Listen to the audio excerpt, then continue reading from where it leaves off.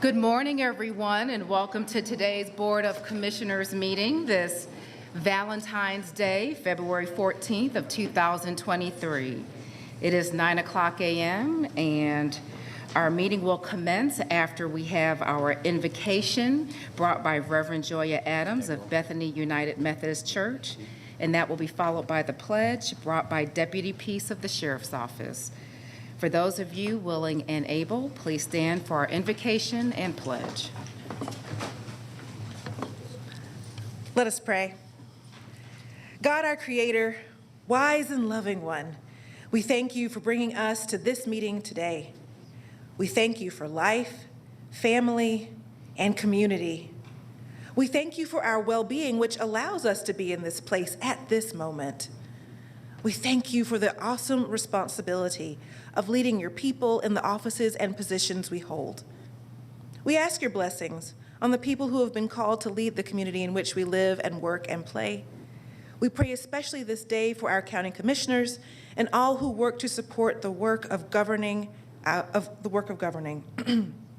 Grant them and grant us the wisdom and courage to know and do what is right and good and true. May they and we speak out when it is time to speak out, and to listen patiently and receptively when it is time for us to listen.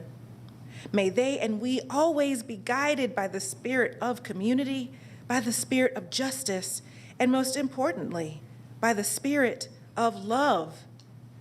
May we all take seriously the importance of our actions today and in our various leadership roles.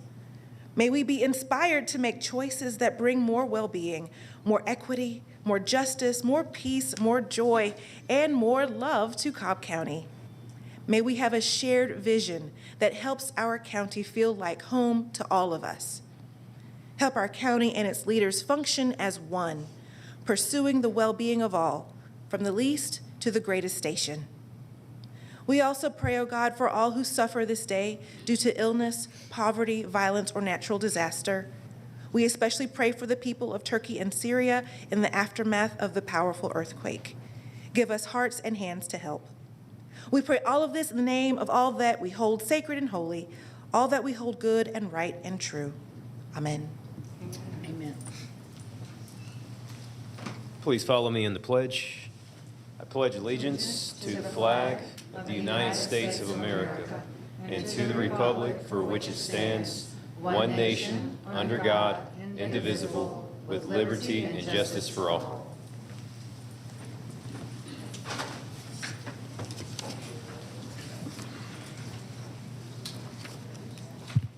Thank you, and our meeting is now called to order.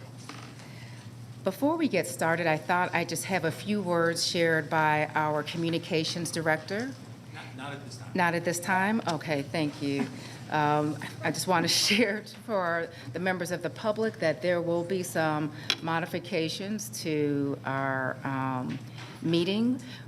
For instance, today we did have a pan of the audience before the meeting started, and we will continue to do that whenever we are in recess to address some matters. And also in the future, we will be resuming our policy or strengthening our policy so that we can see any images that you'll present ahead of time. I know that's helped IS to prevent any viruses that we have, and we will make our policy reflect that and share that with you in more detail at a future meeting. We will now go into the presentation portion of our meeting. We have one presentation, which is to designate February 2023 as American Heart Month in Cobb County. Is our recipient of this proclamation here today? Great, you can join me up front. And I should have known you'd be in red.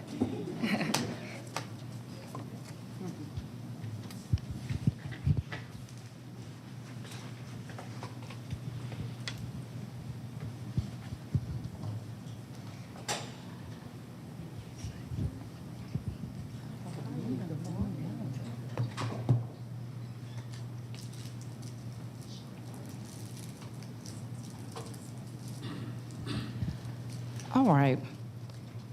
Whereas cardiovascular disease is the world's leading cause of preventable death and disability, and is a global public health crisis of our generation.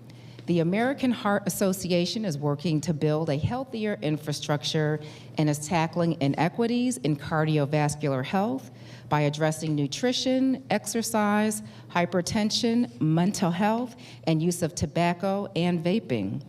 And whereas men and women and children of every age and race in the United States are affected by cardiovascular disease, it is the #1 cause of death in women in the U.S., killing more women than all forms of cancer combined. Wow. And cardiovascular disease is the leading cause of death in new mothers. And whereas individuals in the United States have made great progress in reducing the death rate for cardiovascular disease, this progress has been slower for women and minorities. Women, especially Black and Hispanic women, are disproportionately impacted by heart disease and stroke. Whereas research shows heart attacks are on the rise in younger women, yet generations that are younger, like Gen Z and millennials, are less likely to be aware of their greatest health threat, including knowing the warning signs of heart attacks and strokes. Now, therefore, we, the Cobb County Board of Commissioners, in recognition of the importance of the ongoing fight against heart disease and stroke, do hereby designate February 2023 to be American Heart Month in Cobb County, and we urge all citizens to recognize the critical importance of identifying symptoms, taking preventative measures to live healthfully, to reduce risk for cardiovascular diseases. This, the 14th day of February 2023. Thank you. Thank you. All right. Before we take any pictures, I'd like to have our representative from the American Heart Association speak about today. Good morning, everyone. And as we have an all-women commission, it's imperative that we talk about heart health, recognizing the symptoms of heart disease, recognizing the symptoms of heart attacks, knowing that women may experience different symptoms than men, knowing that women are disproportionately impacted, knowing that when it comes to women of childbearing age, hypertension is one of the risk factors, and so ensuring that we know our numbers, we are aware of our heart health, and we are taking the steps to ensure that we remain physically active, we eat right, and we reduce our risk factors such as consuming alcohol, using tobacco and vaping products. So thank you so much to the commissioners, for recognizing February as Heart Month in Cobb County. I do appreciate Commissioner Cupid for recognizing and taking the time to allowing the American Heart Association to be a part of the session today. Wonderful. Thank you. Thank you. Very good. And thank you for her words. I have some stuff for you guys as well.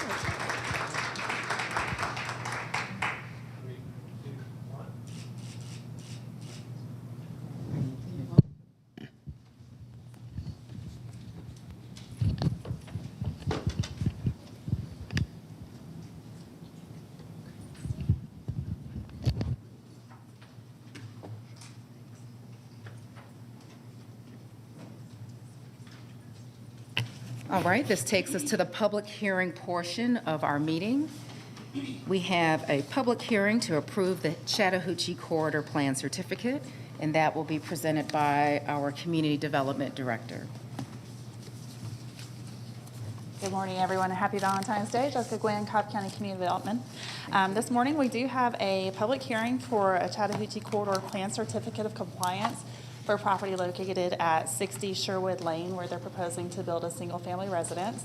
The proposal has been reviewed by the Atlanta Regional Commission in accordance with the Metropolitan River Protection Act, and they have determined that the plan is consistent with the Chattahoochee Corridor Master Plan. So this morning, we would just ask that the chair open the public hearing, and glad to answer any questions on that.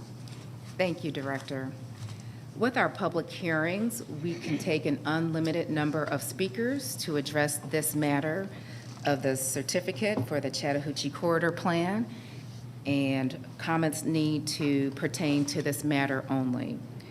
Speakers will have a total of 3 minutes to address this. With that, I'll go ahead and have the public hearing open up for speakers. Anyone wishing to address this may come to the podium at this time.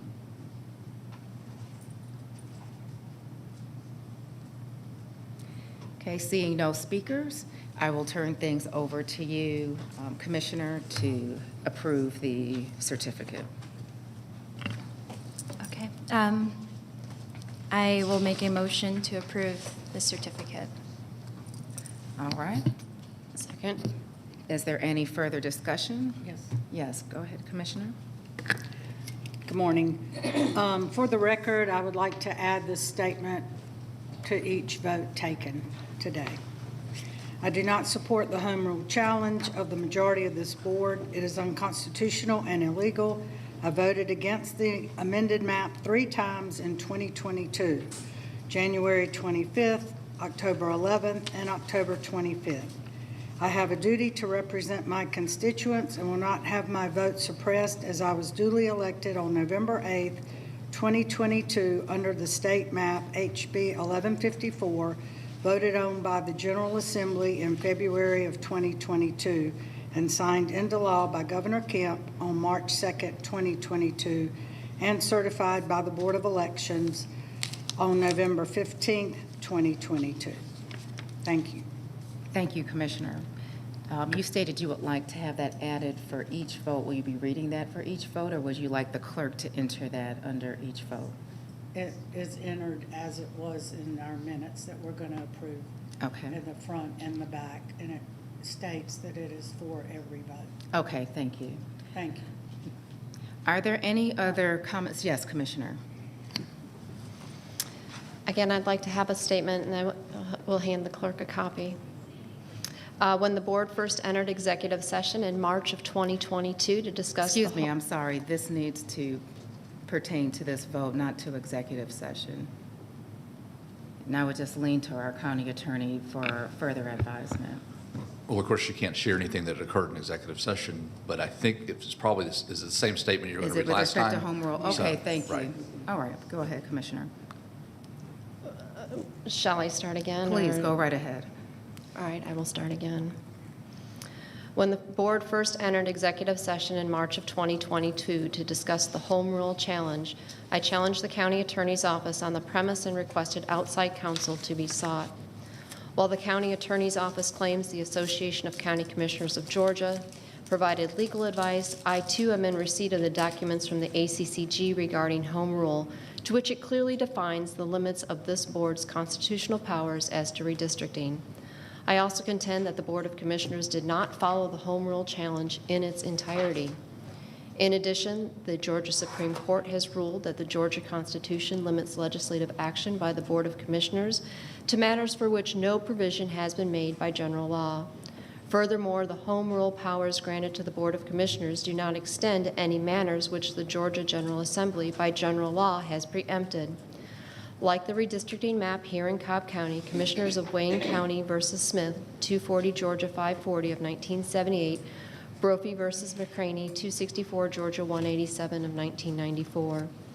In fact, even in federal court in Georgia, the court has ruled the General Assembly is the only legislative body with the power to enact redistricting legislation for the counties. Therefore, where the General Assembly failed to enact reapportionment legislation for a certain county, although it was entitled to consideration as an expression of county policy, a reapportionment plan proposed by a county was not a legislatively enacted plan requiring deferential treatment, and the district court was required to fashion a reapportionment plan, Boddicker v. Taylor, 2002, U.S. District, Lexus 27447, ND, Georgia, June 5, 2002. In January, Georgia State Attorney General Chris Carr stated that the Cobb County Commission's move to amend its electoral map, redistricting map, is, quote, inappropriate and not legally binding. Per the letter dated December 22nd of 2022 from C. Ryan, Germany, General Counsel for the Office of the Secretary of State, quote, you should not consider the ministerial function of filing the amendment with our office or the publishing of the amendment to be a comment or on whether the amendment is allowable under state law or a proper exercise of authority by a Cobb County Commission. nor should you rely on it to attempt to establish the validity of the amendment.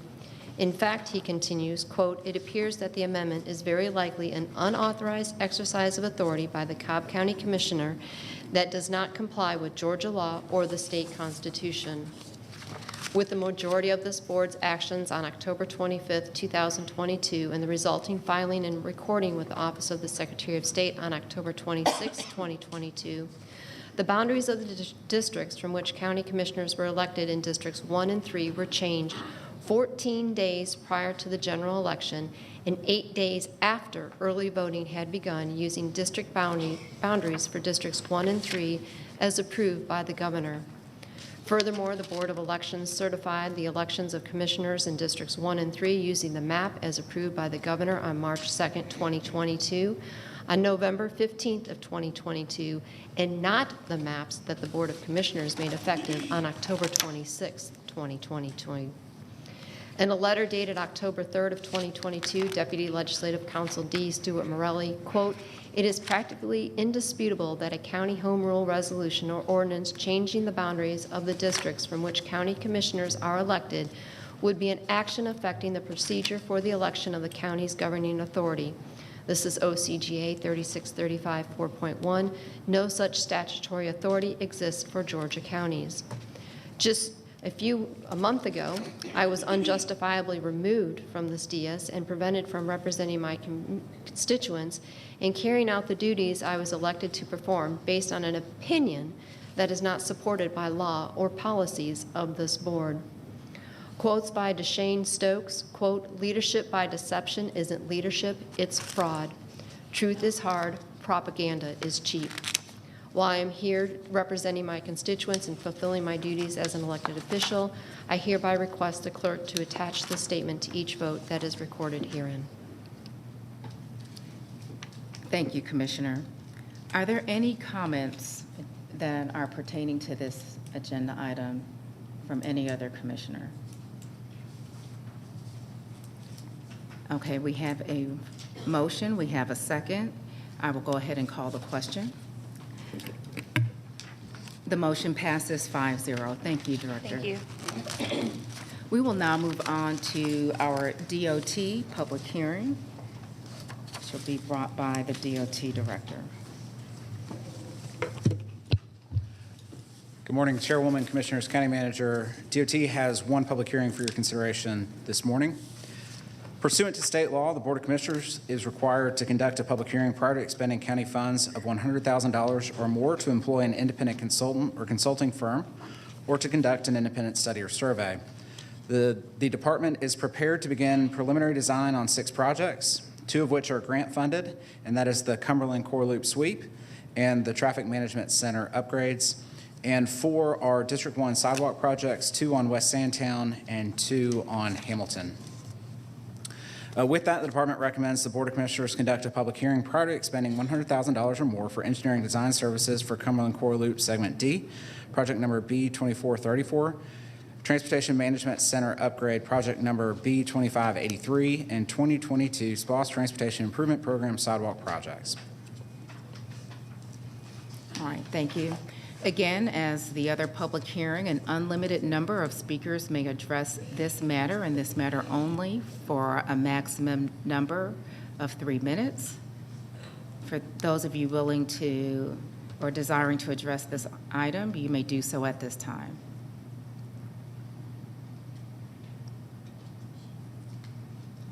Okay, seeing no speakers, our public hearing is closed. Thank you. Thank you. Before we go into public comment, I just need to take a brief recess. Thank you.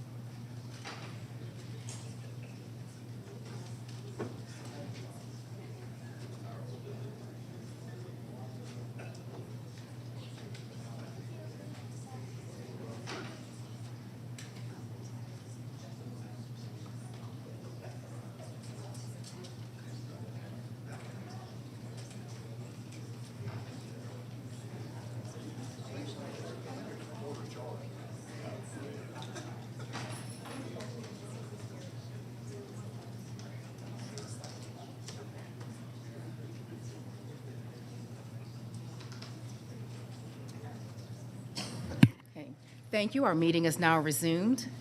Bill, I'll turn things over to you to tee up our public comment. Thank you, Chairwoman. Just a reminder, please silence or turn off your cell phones. The ringing interferes with the meeting and with the broadcast. As the board provides the podium for public comment, it's appropriate to review the related meeting rules. Please state your name, and if you're speaking on behalf of your organization, all comments should be addressed through the chair. Public comment is not a dialogue with the board, but an opportunity for speakers to provide their comments to the board.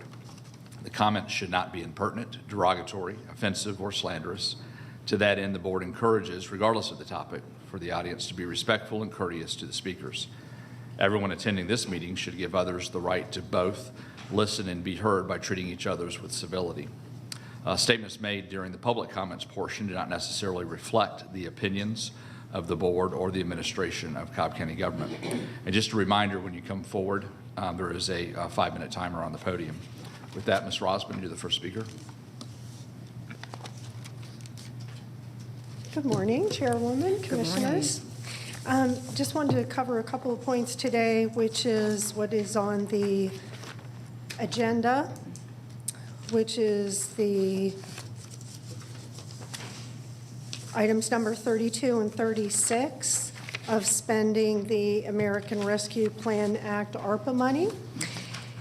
And just saw that really there's number 32 and 36 are pretty much the same thing with only 2 words different, community health, and the other one is support services, but it all has to do with the mental, physical, and behavioral health care services.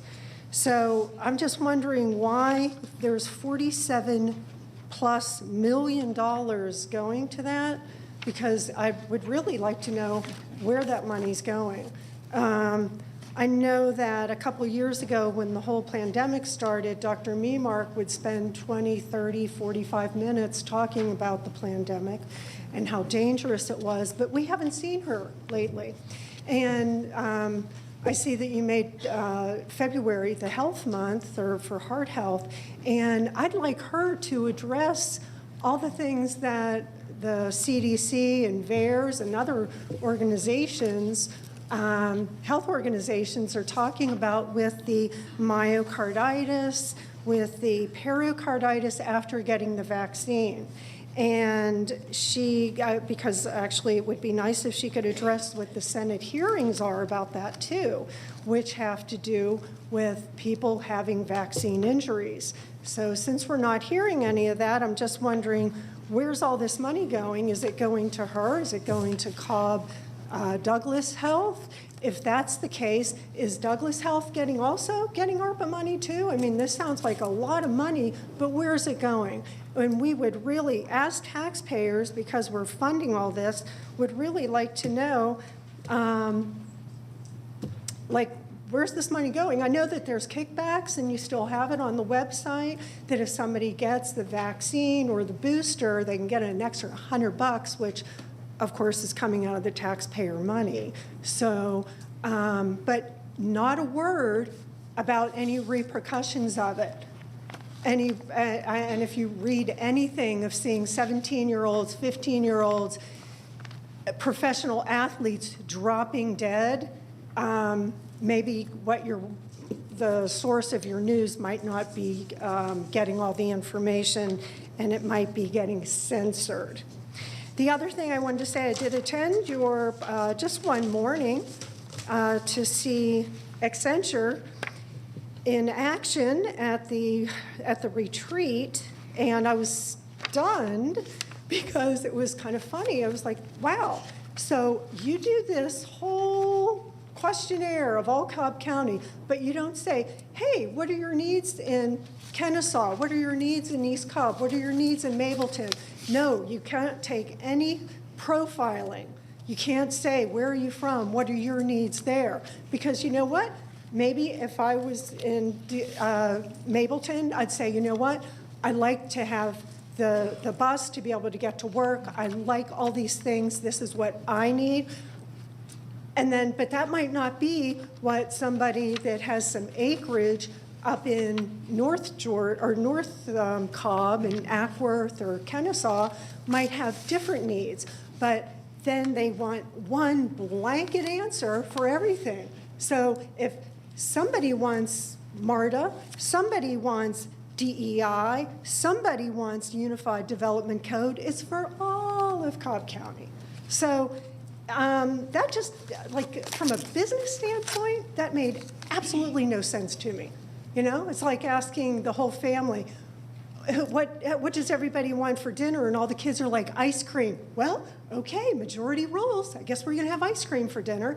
So I'm not marginalizing it to that, but I'm just saying, why don't you listen to all the constituents and listen so that each representative, each commissioner can address what the needs are in their community instead of a one-size-fits-all, because that's what they seem to do. And by the way, if you haven't figured out, I identify as a utilizer of common sense, a truth seeker, a truth speaker, a critical thinker, user of discernment, a conspiracy theorist, and my pronouns are I told you so. Thank you. The next public speaker is Debbie Fisher.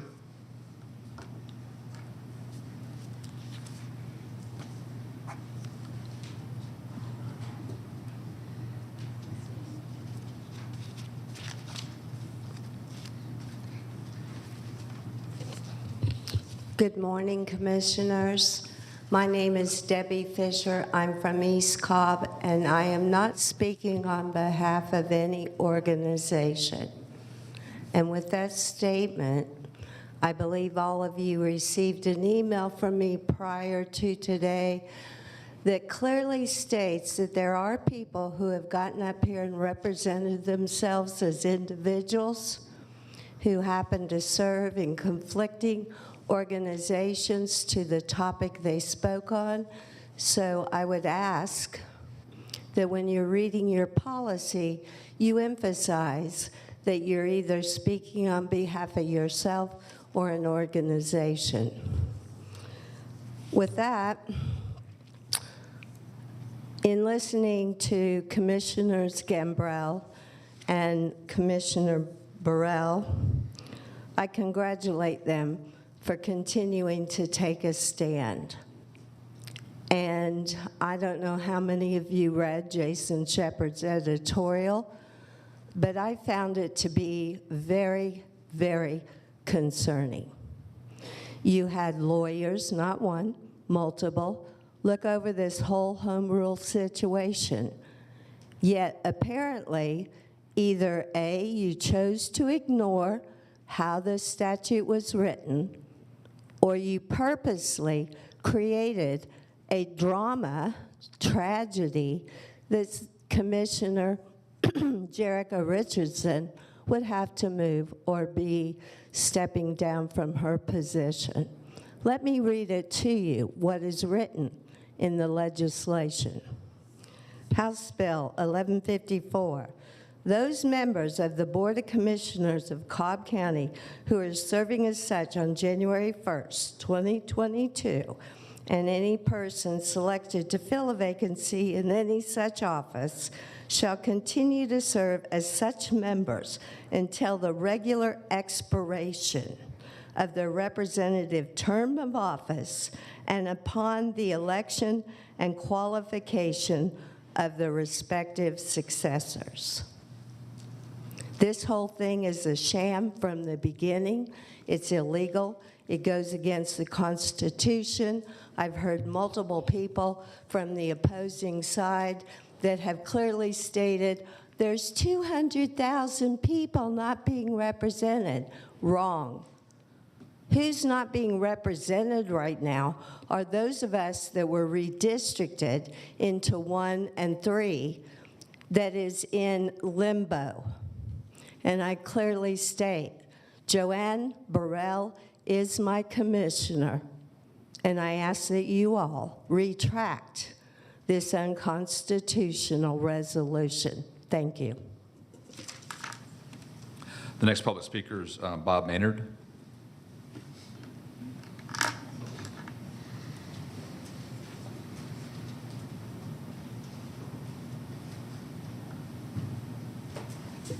morning, Commissioners.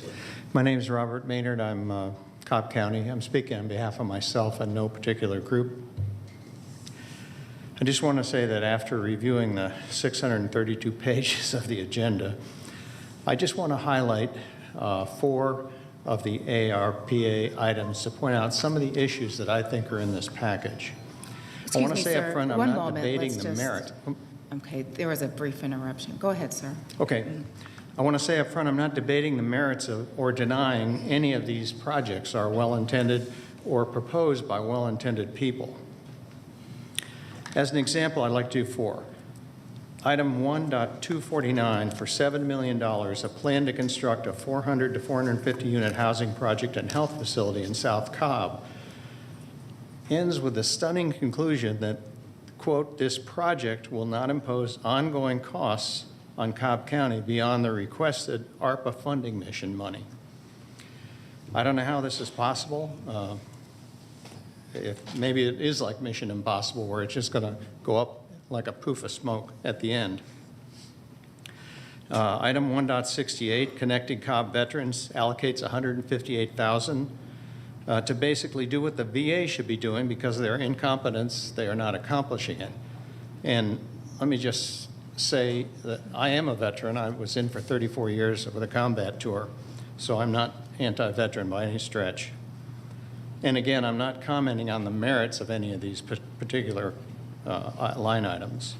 Item 1.185.1 appears to me to be unlawful because it specifically directs funds, ARPA funds, to a particular ethnic or racial group for rental assistance, mortgage assistance, and mental health. That seems to me to be contrary to law. And last, item 1.262, the Good Samaritan Health Center for Cobb County, $3 million. This says capital expansion includes adding 5,000 square feet of existing facilities, and these new areas will include 11 exam rooms, licensed pharmacy, expanded patient waiting areas, additional patient support. Capacity expansion includes increasing the paid staff by hiring additional medical physicians, dentists, and their requisite support staff, while also further increasing the behavioral health staffing to include on-site psychiatric services. Organizational expansion entails expanding the paid support staff to include the following new positions: a chief clinical officer, a human resources director, a staff accountant, and a part-time facilities coordinator. And it ends again with the stunning declaration that the project will not impose ongoing costs to Cobb County beyond the request of the ARPA funding. I'm sure they do great work there and fill a healthcare void, giving services to Cobb residents, but as I read on their website, they're already funded by HHS. I won't go on because it would take several hours to look at all of the discrepancies, or what I consider discrepancies, but what you have here is a massive expansion of government that will most certainly obligate Cobb taxpayers for years to come. Even those line items that can be justified with respect to assistance to low-income residents have so much duplication and overlap, it would take hours to untangle those issues.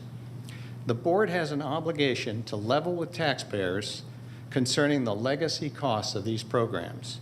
I recommend the board table this entire group of items and take them up individually, separately, to include an honest accounting of the ongoing future costs of each item and allow it to stand on its merits by its own.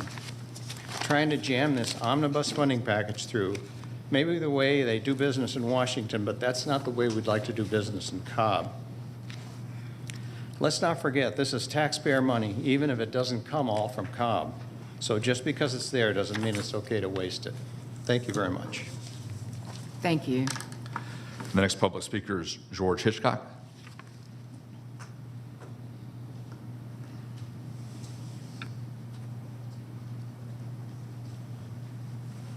Can I use this to display something?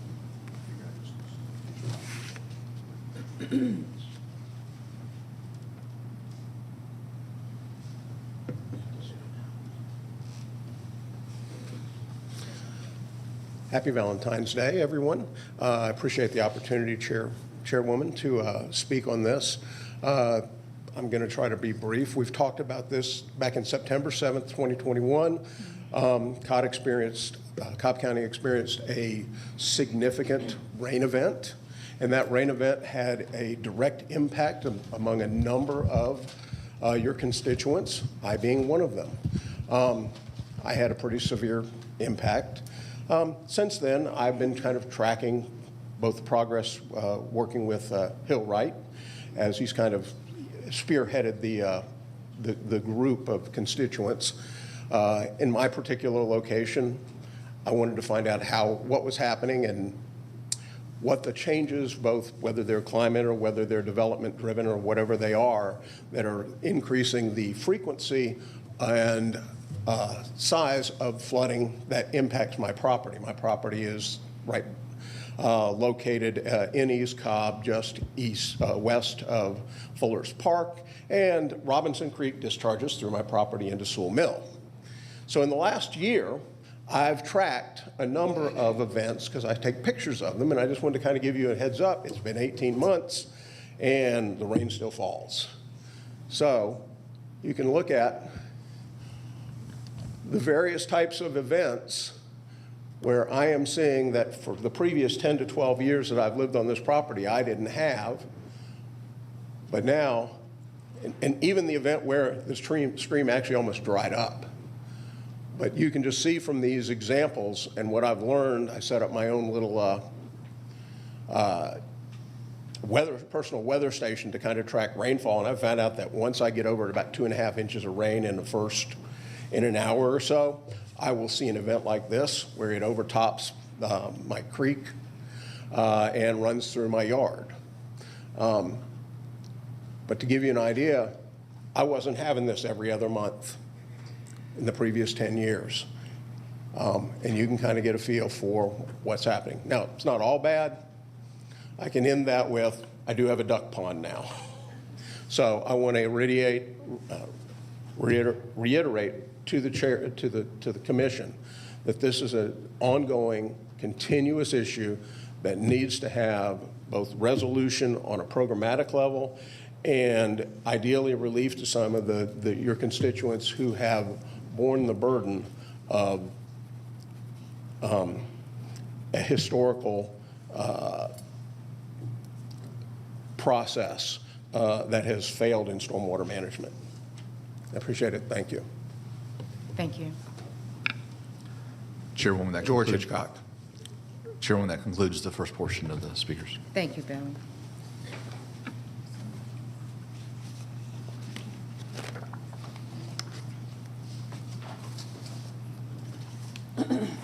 Commissioners, before we vote on our consent agenda item, I would like for us to add a resolution to the consent agenda that opposes legislation that increases the authorized truck size or weight on Georgia's public roads.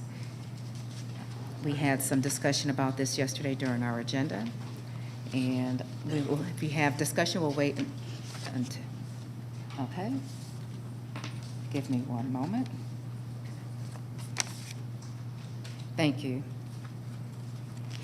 So, yes, we have the green sheet in front of you. All of you should have seen the text for it. With that, Commissioners, I'm going to move that we add this resolution, which is a non-agenda item, to the regular agenda for a consent vote. Is there a second? Second. Is there any further discussion? Yes. Go ahead. I think we agreed to move it to regular because it was just added on. Oh, okay. Following the Sorry. consent vote. Mhm. Okay, sorry. It's okay. I thought you were adding it to consent. I thought the motion was to add it to consent. To add it to regular following consent. Okay. That's thank okay. you. Sorry. No problem. Is there any other discussion? All right, I'll call the question. The motion passes 5-0. Thank you, Commissioners.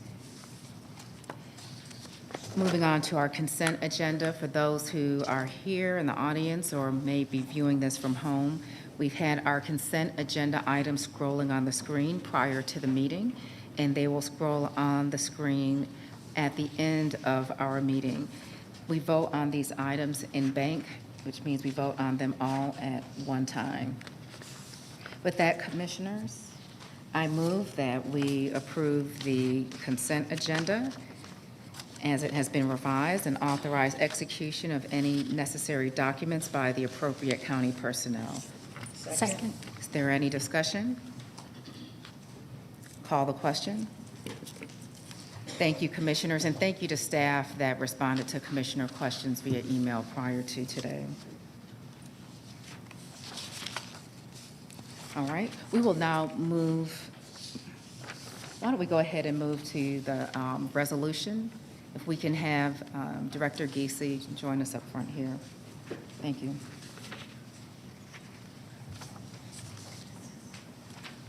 It's okay.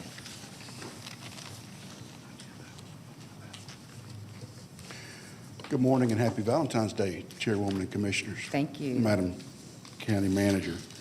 Our non-agenda item this morning is asking the board to support a resolution to oppose House Bill 189, which is currently making its way through the state legislature. This is a bill that would increase truck weights permanently from 80,000 pounds to 90,000 pounds with a 5,000 pound variance. It is currently being pushed through the forestry lobby, and now that it has shown some success, other commodities are attaching themselves to the bill, such as concrete, other farming and agricultural industries, as well as various other commodities. Increasing truck weights will result in a shorter life cycle for county roads and bridges, costing county taxpayers more money to maintain and repair. City and county governments own and maintain 85% of the roads in Cobb County. Counties are responsible for maintaining approximately 8,000 bridge structures in the state of Georgia. We do not feel, in talking with our Department of Transportation Director, that it would positively affect our county. I do have a map here which was provided by ACCG and GDOT that shows the black dots are currently roads that are posted for weight restriction. With the black are closed, the yellow dots are currently posted, and then the red is what would be posted bridges should House Bill 189 pass. As you can see, this is going to increase the number, looks almost 100-fold across the state of Georgia. And Brad, can you zoom into Cobb County area? In Cobb, there seems to be some clusters out in northwest Cobb and east Cobb. Now granted, this would not affect federal highways. The federal highway weight limit is 80,000 pounds. It will stay at 80,000 pounds. This is only for state and local routes. So it's almost like they can't change it on the federal highways, so they're looking to change it on local roads. Therefore, we ask the board to endorse the opposition to House Bill 189 and allow staff to convey that to our local delegation down at the state capitol. All right, thank you, Jimmy. We have the text of our resolution here, and just to provide information for our viewers, the resolution reads, whereas the Constitution of the State of Georgia, approved by the voters of the state in November 1982 and effective July 1st, 1983, provides in Article 4, Section 2, Paragraph 1, that the governing authority of the county may adopt clearly reasonable ordinances, resolutions, and regulations. And whereas the Cobb County BOC is concerned with the welfare of residents, pedestrians, motorists, and the cost, quality, and reliability of our county's infrastructure, and whereas, for instance, during the 21-22 legislative session, Senate Bill 118 and House Bill 496 were introduced that, if passed, would have authorized trucks weighing as much as 100,000 pounds or with as many as 6 axles to be operated on Georgia roads. During the 2023 legislative session, House Bill 189 has been introduced seeking to authorize heavier and larger trucks on Georgia roads. Whereas Cobb County opposed both previous bills and continues in its opposition to any legislation increasing the weight or size of trucks operating on Georgia roads. Whereas heavier truckloads would further endanger motorists. Whereas the U.S. DOT has concluded that trucks over the 80,000-pound standard have higher crash rates. Whereas in the state's U.S. DOT reviewed that such larger trucks had between a 44% and 300% increase in crash incidents.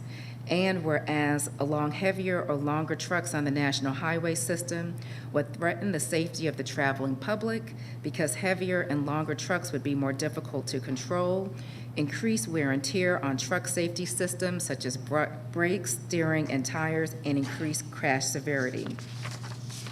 And whereas 15,034 bridges in Georgia, 3795 bridges that are in fair or poor condition, that is over 25% of bridges statewide, according to the Federal Highway Administration.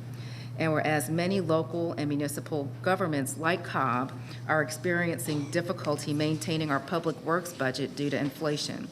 And whereas the introduction of heavy trucks on state and county roads lead to accelerated degradation of the public roadway system, therefore resulting in unsafe driving conditions, greater costs for roadway repair and maintenance, and greater traffic gridlock, and ultimately a diminished quality of life for the residents and citizens of Georgia. Now therefore be it resolved that Cobb County, by and through its Board of Commissioners, opposes any increases in truck size or weight at the federal or state levels, and encourages our elected delegations to oppose related legislation. Be it further resolved that Cobb County staff are authorized to deliver this resolution to the county's local delegation to the General Assembly, as well as any other necessary parties consistent with the objectives set forth therein. Resolved this 14th day of February 2023. Thank you. With that, Commissioners, I move that we approve this resolution opposing legislation, again, that would increase the authorized truck size or weight on Georgia's public roads. Second. Is there any further discussion? I'll call the question. The motion passes 5-0. Thank you, Commissioners. We will now move on to our next regular tab, which is to discuss the American Rescue Plan Act. And I'll turn things back over to you, Jimmy. Thank you, and thank you for your support on the resolution. It's been a long road. It's been a year and a half or so since we received the funds, engaged Deloitte as our partner through this process, and we're extremely proud of our process that we have developed, knowing that there is no such thing as perfection. We know there may be some little glitches. However, we're very confident in the product that we have produced. Before we actually go into the items, we have asked John Lissandro with Deloitte, who is one of the managing partners on our project, to come and give you a brief recap or synopsis of our process, how we've gotten to this point. Once he is done, I will rejoin you and we will start into the actual approvals.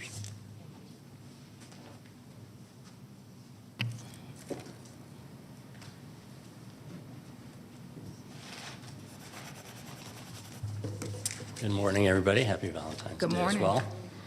So John Lashandra, Managing Director with Deloitte. So as Jimmy mentioned, shortly he'll be presenting you with some projects that have come through this process that will be recommended for your approval. I'm here to speak about that process. As Jimmy mentioned, it was a multi-step process to arrive at these projects that, again, will be utilizing federal funds from ARPA to fund them. Just as a quick reminder, the county received $147 million from the federal government for ARPA. Today's projects will total about $98 million worth of that funding. So let me walk through the process. As Jimmy mentioned, it started late 2021. The county used a multi-step process to engage a broad range of stakeholders, analyzed all the needs from the stakeholders, prioritize those needs, and then finalize their investment guidance. The engagement process is an important part of ARPA. The ARPA legislation emphasizes that local governments engage and gather a broad set of perspectives on the needs of the county in order to make their investment decisions. This input's required and effectively target the needs in the community and help with the equitable recovery from this pandemic. The first step that was taken was the engagement piece. A community survey was sent out throughout the county, and that was in November 2021. We received 2,600 survey responses, so a very good return from all across the county, tracked the locations from all across the county. And all those results were organized into the various needs that people had brought forth. We also do one-on-one interviews with a number of individuals, including county leaders, to understand their perspectives on the impacts of COVID and how to recover from COVID. Focus groups, we did a number of focus groups for the county that were open to community leaders from nonprofits, business, public safety, et cetera. We had 80 different leaders participate in those focus groups, and then we did listening sessions as well. And those listening sessions were held for mostly nonprofits and small businesses, so we could hear their thoughts on COVID and the recovery from COVID. A total of 167 small businesses and nonprofits participated in that. So all that information was brought together, analyzed, organized into various themes, and a total of 21 different discrete areas were identified as needing assistance for recovery from COVID.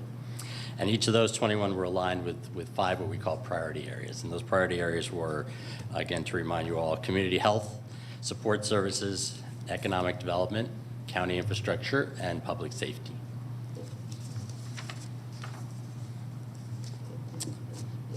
So once we had done that, we organized a group of community representatives from all the different areas, nonprofits, businesses, the government. They came together to review all this information and decide how best to allocate the funding that was available. So we had $108 million of funding that was available to be allocated across all these needs. And so that was done, as well as deciding these investment principles that I'll talk about here in a second, how we invest this money, what are some of our priorities around investing this money. So what are the investment principles? There are 3 that come with ARPA: equity, transparency, and engagement. And then there were 3 additional ones that the county decided to put forth and focus on as well. Those were financial continuity, impact, and leverage. So financial continuity is again prioritizing investments that will not put an undue burden on the county beyond the investment period. Impact is emphasizing opportunities that will have high returns in terms of their impact on the community, and leverage is valuing opportunities that will partner with others and utilize other funds as well to basically expand the results of the investment. So combined, these principles form the foundation for how these projects would eventually be evaluated. So with that, came out for each of those 5 priority areas. We had community health received about $26 million of allocation, support services $23 million, economic development $22 million, county infrastructure $19 million, and then public safety $17.2 million. So the next step was, well, what projects are we going to look at? So we put out a solicitation for projects from both the community as well as from county agencies. That happened over this past summer. We received 261 different applications, so quite a return. And those applications totaled about $400 million in requests. So again, for about $108 million, $400 million in requests. Each of those applications was looked at to make sure, for example, that it complied with ARPA, that it was focused on the investment principles, things of that nature. And so of the 261, 212 actually passed the initial review. To make sure that it was aligned with priorities, again, was an ARPA eligible project, things of that nature. So we had all the projects, now how to get them down to what you have today. So our next step in the process was to establish ARPA subcommittees. So a subcommittee was established for each one of those 5 priority areas. Those subcommittees then reviewed those applications, so each member of the subcommittee would review the application. So the subcommittees were made up of approximately 5 to 10 members, 5 voting members, one member who was focused on equity to make sure that the projects had an equity lens to them, and 1 non-voting kind of monitoring compliance member. And the big criteria for these subcommittees was making sure that each of the individuals had strong subject matter expertise for their particular subcommittee, so for community health, for example. So each of the applications, each member of the subcommittee reviewed the applications individually, scored them based on eight different criteria, and then the subcommittees were all brought together and everybody brought their scoring and their questions to the subcommittee meetings to basically finalize the projects that would be recommended to you today, to the board. Those 8 criteria that were used in scoring included equity, the financial continuity, which we talked about, impact and leverage, so a lot of those principles we talked about, as well as risk mitigation, where the projects identifying potential risks and had good ways to basically mitigate that risk. The project budget, how did that project budget look? Their project plan, and then their key performance indicators. Were they able to successfully track and identify who would receive the benefits so that we can as well? So the scores were then used as a guide again to come up with the recommended projects.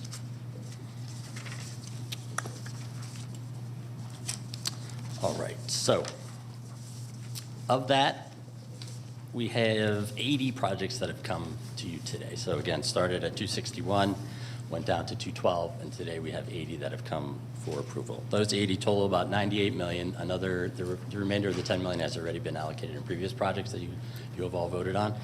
So today's the remainder of that $108 million, $10 million previous. Today's the remainder, $98 million.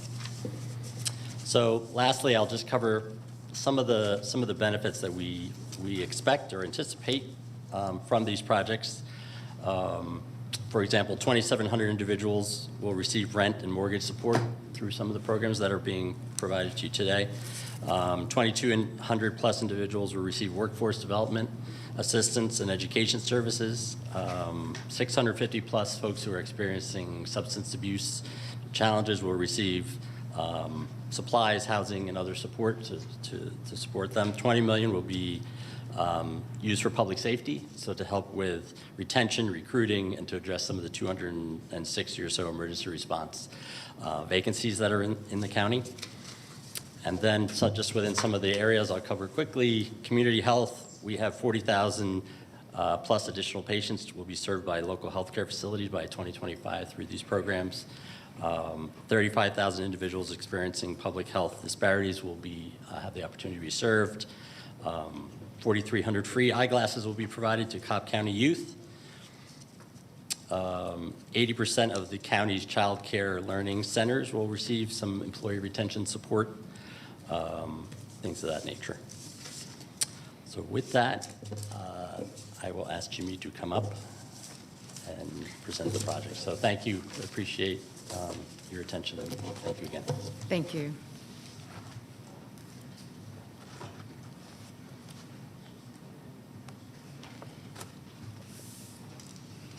Before he gets away, any questions for John on the process? Yes, why don't I'll start with you, Commissioner Brawl, and just go down the dais to see if anyone else has any questions. Okay, I think either of you can probably answer this. So I know that initially Deloitte, as our consultant for this, went through and made sure everything was according to the guidelines and the requirements for the ARPA money. And then they narrowed it down to the ones that were eligible. And then we had our own internal selection committee that reviewed a different selection committee, I think, for each of the 5 categories that reviewed everything and that's where these recommendations are coming from at the end. So I know we've had a lot of discussions. I know Debbie Blair and you and staff have worked really hard on all this. I think we need to know, we need assurances that, first of all, this is one-time money. If it's used for personnel or ongoing expenses. When it runs out with the money allocated, it's the responsibility of the applicant or whoever's awarded the money to fund that on their own. With some of the state agencies like Cobb Douglas Public Health, for them to staff a new facility, that money will have to come from the state because they're funded by the state. This is just for the structure, the building, for them to locate in South Cobb area for their clients and customers. I also want to know, I want assurances that this is going to Cobb citizens and businesses, not people coming from other jurisdictions,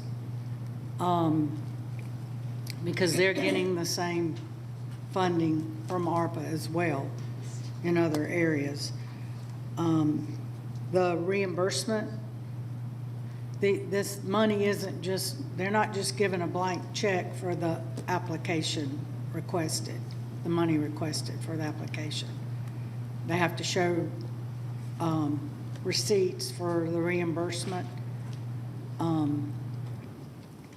And then our consultant will give us a accounting once they start coming in, or how is that going to work? Yeah, no, that's correct. For the most part, I think a few applicants needed a little bit of startup funding. It's just for the first few weeks, basically, but most of the funding, the majority, 99.9% probably is reimbursed. So they make the expense, they submit through the forms, through the ARPA forms, to the guide. We have a compliance team that will review that information, compare it to what they said they were going to spend, make sure it was done, for example, competitively. So if they priced something, they went out and got bids and didn't just take the highest price, things of that nature.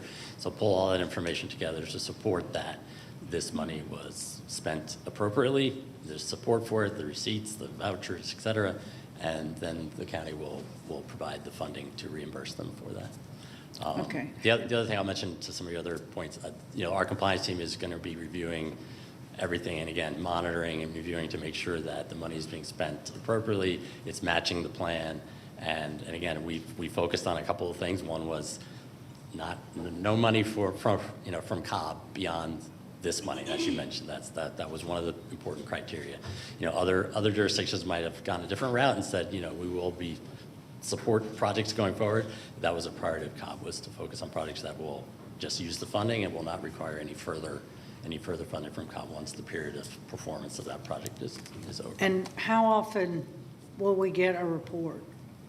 So folks will submit monthly, and so as often as you want to see the report, monthly. yeah, we will publish information on the website as well in terms of funding that's been distributed, key performance indicators to show what's been achieved, things of that nature. And then quarterly, there's a report that is sent to the Treasury that we will pull together that has all of that. So you'll be able to see that as well. That's the quarterly Treasury report supporting the ARPA funding. And the money that is given will be for the specific project that they're requesting for, and not a blanket. They can use it for anything. They'll have to prove they spent it on what they said they were going to spend it on, and then they will get the money.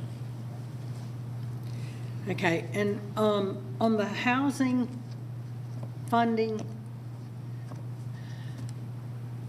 that could be a zoning issue down the road, unless it's already zoned properly for what they're asking for.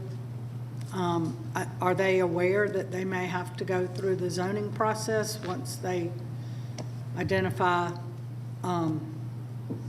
where they're going to build? Absolutely, yes, ma'am. This is strictly just a funding source for construction, land acquisition and construction. Construction, definitely land act if needed.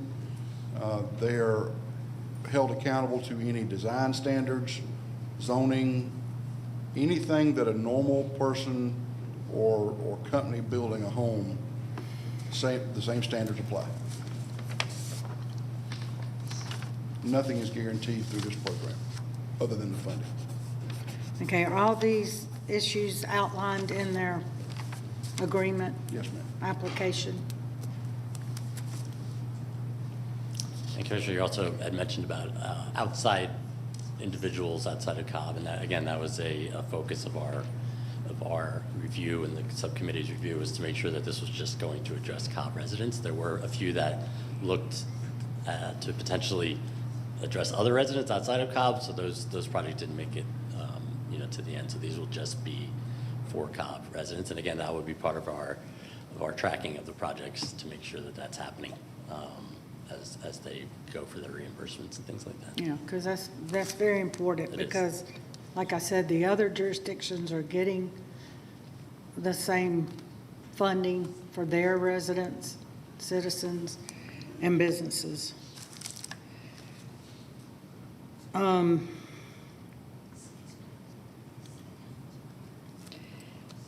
When we first received the committee that was formed to initiate these categories, I know they're from the guidelines, and you mentioned some of the things that are required, the equity and financial continuity and investment.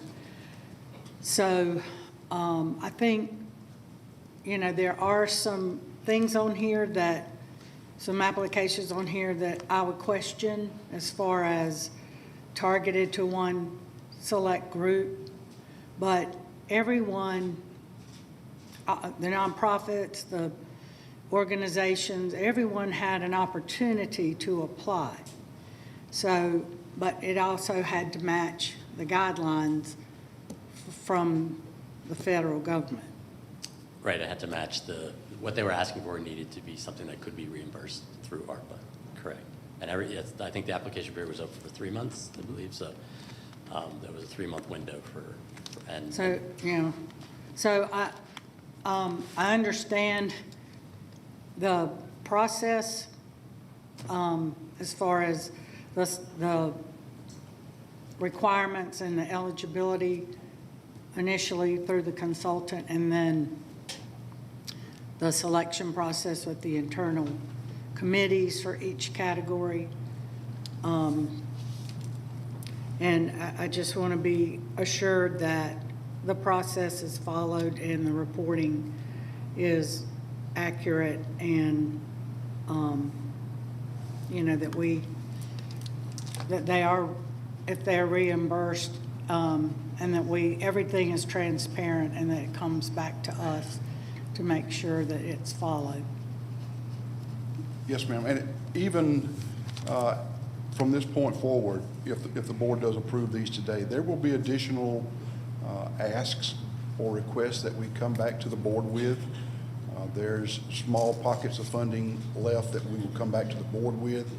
Should any of these applicants today decide that, oh my gosh, we got the money, we're not going to be able to do it, that will come back to the board as well to reallocate dollars. So we understand that only the board can allocate these funds, only the board is held accountable for these funds. So we make sure that y'all will be in the know with all movement of funds. Okay, that's all. Thank you, Commissioner. Commissioner Sheffield? Thank you.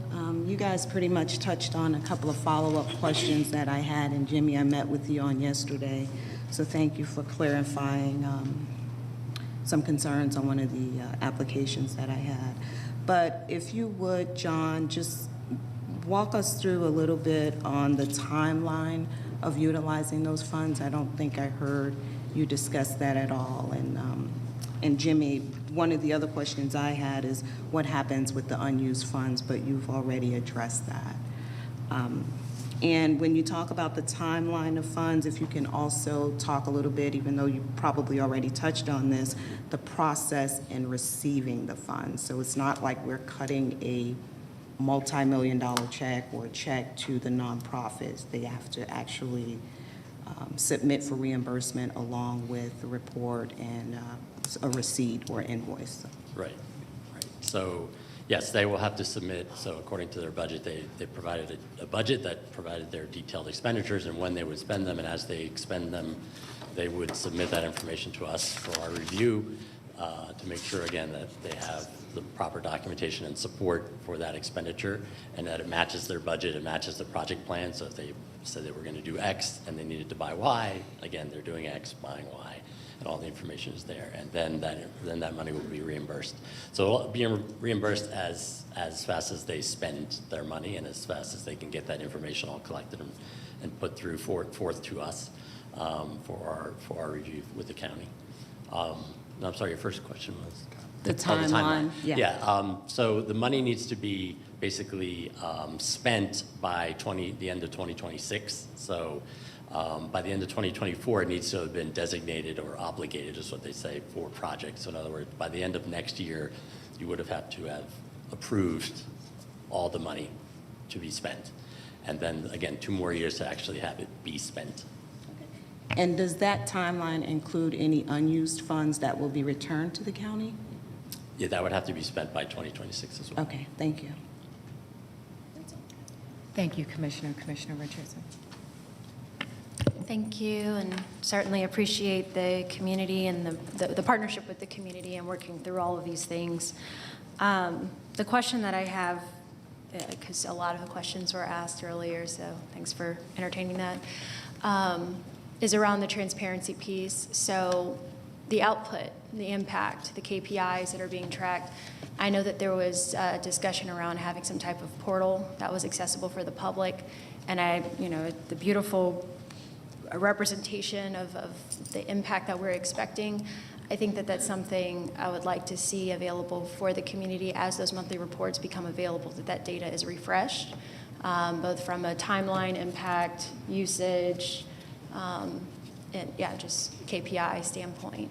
Is that still in the plan? Yes, that's in process. In fact, I think we have drafts that we're going to present to the county this week on what those dashboards will look like, and those would be, yes, on the county website, and we would regularly update them to see so that the community can see the impacts being made by the dollars. And the impact, the KPIs will be different for each type of project, but whether it's meals distributed or patients seen or people trained, things of that nature. So. Okay, thank you. Sure. Yes, Commissioner Gambrell. Jimmy, I know we touched on this yesterday, and just to clarify for the public, there was a $12 million bucket that was set aside that was not designated for anything. But the board has already authorized those funds to be spent for public safety. If we could just verify that, please. Yes, ma'am. That was included in the $20 million agenda item for public safety employee retention and bonus agenda item that the board approved back in December. That was just one component of that. Right, but there seems to be some confusion out in the public that $12 million bucket is still available for other potential projects. It is the board has spoken for it. Thank you.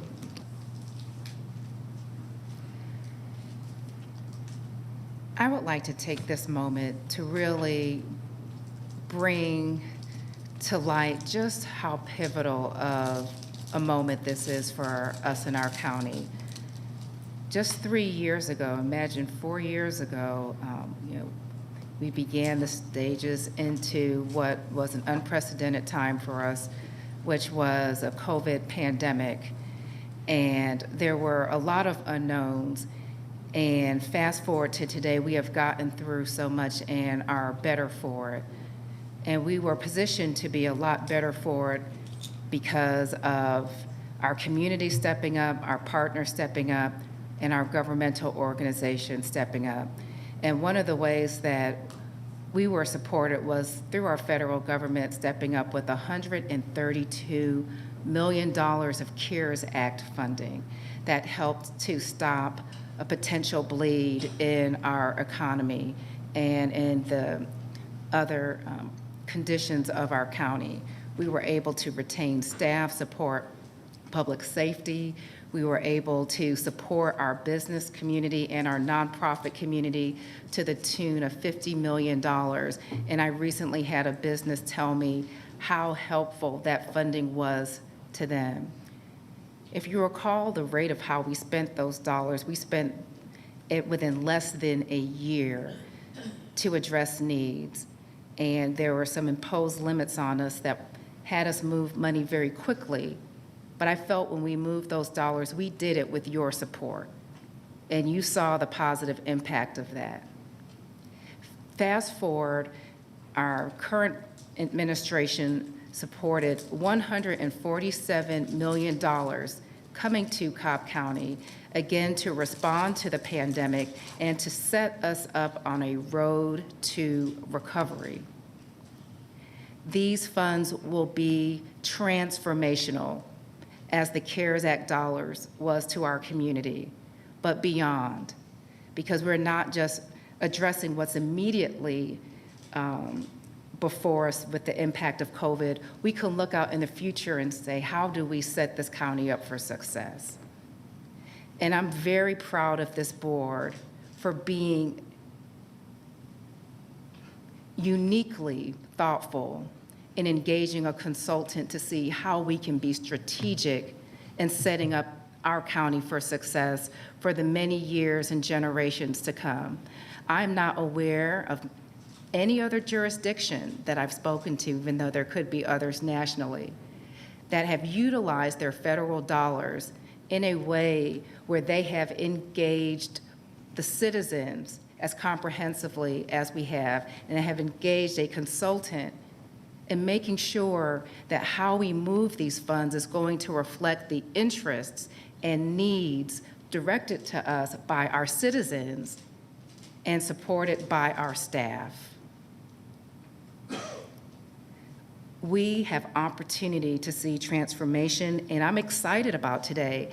And even just listening to you today, knowing that the work and the positive impact will not just be on the front end, but will continue through transparent reporting to let people know we're being responsible stewards, but so the public can be just as excited by knowing the positive impact that we're having. About 3,000 citizens in Cobb County participated in this.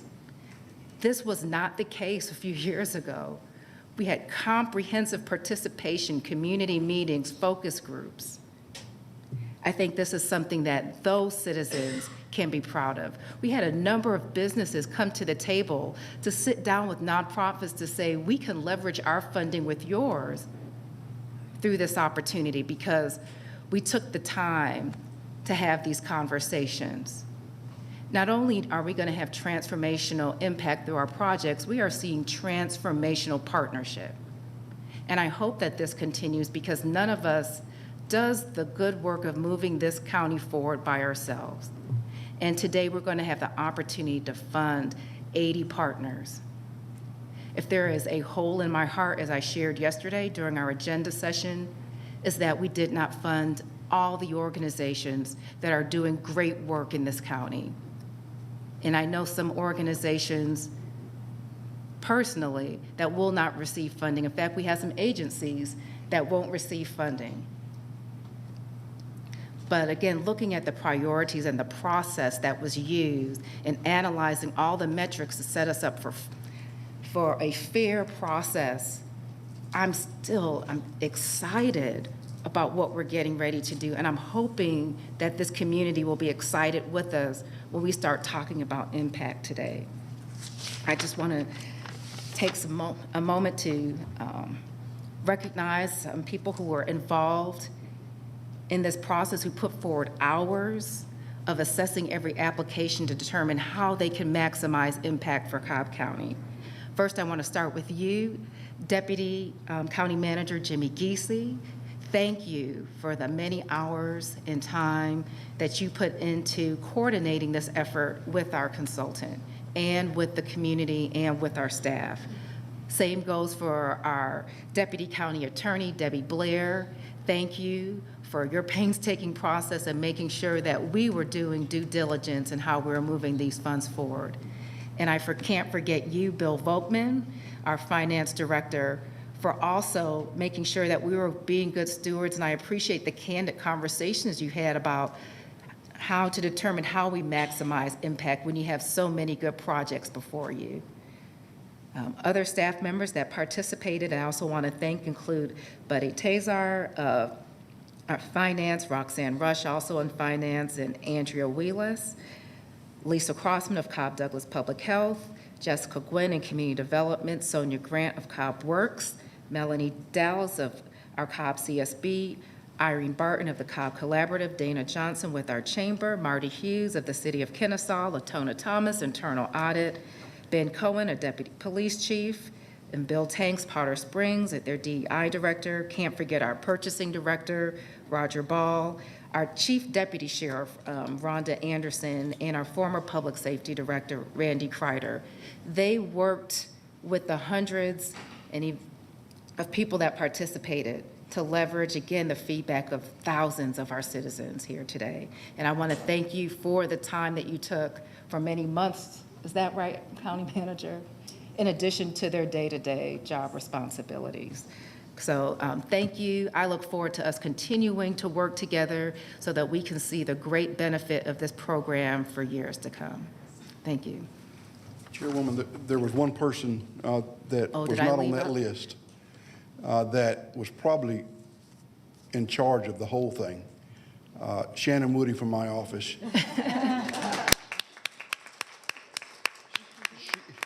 She actually scheduled every one of the subcommittee meetings. She sat in on every one of the subcommittee meetings to make sure they went right.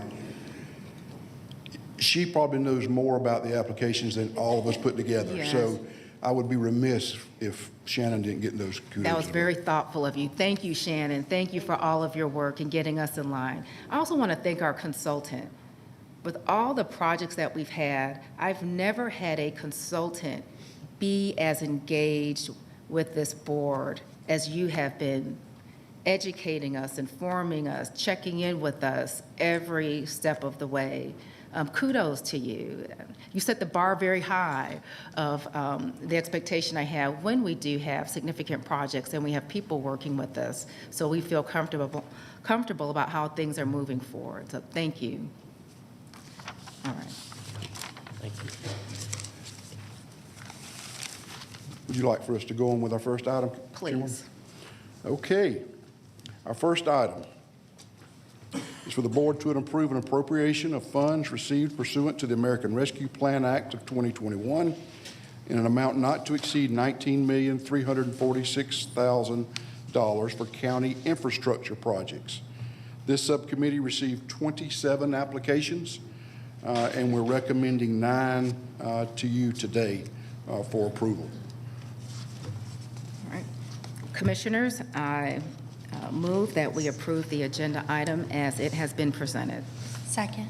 Is there any further discussion? Call the question. The motion carries 5-0. Thank you, Jimmy. All right, item number 33 is for the community health category, and we're asking the board to approve an appropriation of funds received pursuant to the American Rescue Plan Act of 2021 in an amount not to exceed $23,894,591 for community health projects. This subcommittee received 77 applications, and we're recommending 28 projects to the board for approval today. And these fall under the mental health subcategory, public health disparity subcategory, substance abuse subcategory, healthcare capacity subcategory, and COVID-19 mitigation subcategory. Thank you, Jimmy. Commissioners, I move that we approve the agenda item as presented. Second. Is there any further discussion? I just wanted to highlight how significant the funding will be for the Public Health Center. There were more comprehensive services provided to the South Cobb community through its Public Health Center, Public Health Center prior to 2012. However, funding was cut, and since then, there has not been care provided directly to citizens of that community. Fast forward through the infusion of these funds, we are looking now at a comprehensive center to address part of our county where there are disparate health needs. And so I'm very excited. I want to thank particularly Public Health for their work in speaking to as many stakeholders as possible to make that a catalytic site in addressing health for the South Cobb area. With that, commissioners call the question. The motion passes 4-1 with Commissioner Gambrell in opposition. Thank you. Madam Chairwoman, in an effort to share, we're all sharing individuals, the chairman of the Economic Development Subcommittee will present his, and then the chairwoman of Support Services, Debbie Blair, will present hers, and then I'll be back. Wonderful. Thank you. Thank you, Jimmy. And just so you're all clear, that means he's chair of 3 subcommittees. Yes, and I didn't recognize. Yes, Chair Volkman, you may continue. Okay. Well, thank you. So we have the Economic Development Subcommittee, and that committee received 95 applications. 67 made it through the initial eligibility. The Board of Commissioners approved 1 application and project prior to December. So we are asking that the board approve 10 projects today. So with that, I ask the Board of Commissioners to approve an appropriation of funds from funding received pursuant to the American Rescue Plan Act of 2021 in the amount not to exceed $21,513,980.02 to support the economic development and assist those negatively affected by economic impacts of COVID-19, authorize the corresponding budget transactions, and further authorize the chairwoman to execute the agreement and any other necessary documents. Thank you. Commissioners, so moved. Second. Is there any discussion? Again, just want to highlight a particular project that sits near and dear to my heart, and I spoke about this from the beginning. Our working families have been struggling, particularly those that depend on daycare. And this has not just been a local issue, but this has been a national issue. And with the approval of this agenda item, we have opportunity to infuse our daycare so that they can bring back on staff and become more of a stabilizing center for our working families. People can't work without them working well, and so I'm very excited to see this move forward in partnership with the Chamber. We had Cobb Collaborative come to the table, the state, and also Cobb Works. Commissioners, call the question. The motion passes 5-0. Thank you. I should say Chair. Thank you, Chair. I told a story. I'm sorry. That's all right. My public safety was prior to our Deputy County Attorney. Item number 35 is for the board to approve an appropriation of funds received pursuant to the American Rescue Plan Act in an amount not to exceed $10,037,829 for public safety projects. This subcommittee reviewed 15 applications and will be recommending 8 projects to you for funding. And these fall under the mental health response subbucket, the court backlog subbucket, public safety hiring, retention, and staffing subbucket, and the first response subtopics. All right, very good. Commissioners, I move that we approve this agenda item. Second. Any discussion? Again, just other exciting projects supporting mental health through our public safety agencies. That's a significant portion, if not the dominant portion of funding through this, in addition to addressing our court backlog. Significant support for our organization here. Commissioners, call the question. The motion carries 5-0. Thank you, Commissioners. Chairwoman, before I yield the podium, you thanked a lot of people, but there's one group that has probably been bothered more than anyone else, and that's you as the Board of Commissioners. Every time we called, a lot of times it was, what do you want now? Because we were always trying to get your time, but you've always been welcome to us. You've always been accommodating. You've always made time in your busy schedules, whether it was us trying to set up a meeting with Deloitte or with us, with the subcommittee. Thank you for pushing this process through. As you said, Chairwoman, many jurisdictions took large sums of money and threw them at major topics. No one I can find engaged the public so much on the front end to get to how you're going to spend the money, but then also to engage the public again as far as nonprofits to get the money out the door. So It has been a yeoman's job. We've all had to pull together on this, but I want to thank you, commissioners, for making time in your schedules to meet with us through this process. Thank you.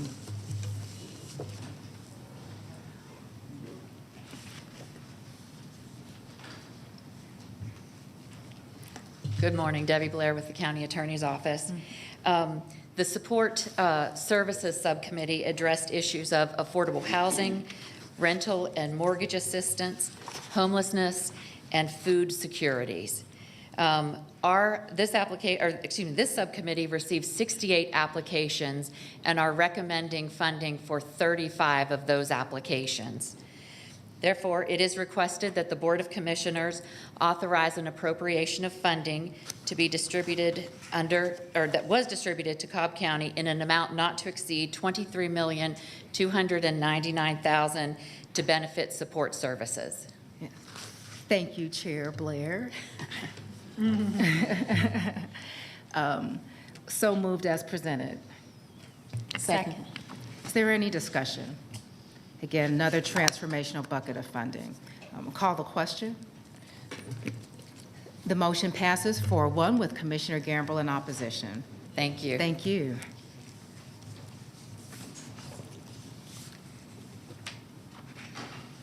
Does that conclude our buckets, or is there? That's it? Commissioners, I just want to give us a round of applause for what we did and to our board. Yeah, I'm absolutely thrilled. Thank you. Thank you to all of our partners and stakeholders in the audience. I look forward to us moving this county forward for everyone through this program here. And again, thank you to our consultant, and thank you to our staff for all of your work. And most importantly, thank you to our Board of Commissioners. This would not have been possible without you.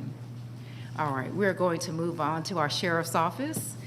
And he did not disappoint in representing Valentine's Day today.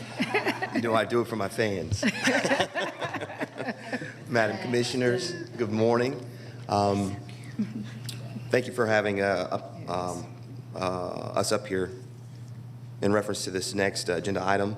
The Cobb County Sheriff's Office has a vestibule at the detention center that is in need of some security upgrades and enhanced screening. Currently, the configuration of the vestibule permits inmates who are released to commingle with staff, vendors, et cetera, that are at the checkpoint. Currently, there are a number of vulnerabilities at the checkpoint. There are no ballards, there's no secured film for bullet-resistant film, et cetera. So, due to this, we request that a renovation be conducted into the vestibule to bring it into compliance with accepted industry standards for screening of personnel as they ingress and inmates as they egress the facility. Very good. Commissioners, I move that we approve this agenda item as it has been presented. Second. Is there any discussion? Call the question. The motion carries 5-0. Thank you. We'll have a very, very happy Valentine's Day, ladies. Thank you. You too. Moving on to transportation. Drew, did you bring a cup of water with you? I got my glasses, though. Good morning. DOT has only 23 items for your consideration this month. Our first item is to recommend the Board of Commissioners ratify a previous action by the county manager authorizing emergency drainage repairs on Lake Colony Drive and Colony Drive in response to voids. Project number B2229 to the 2021 countywide unit price contract with Advanced Sports Construction LLC in an amount not to exceed $379,253 for said repairs. Authorize corresponding budget transactions and further authorize the chairwoman to execute the necessary documents. All right, so moved.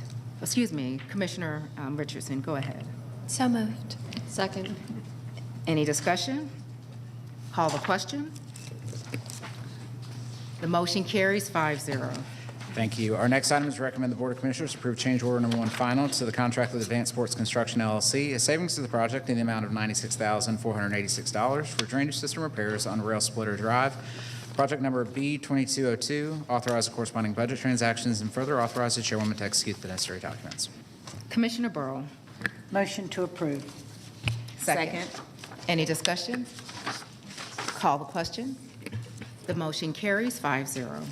Thank you. Our next item this morning is to recommend the Board of Commissioners approve change order number 1 final to the project number B2245 to the 2021 countywide unit price contract with Advanced Sports Construction LLC.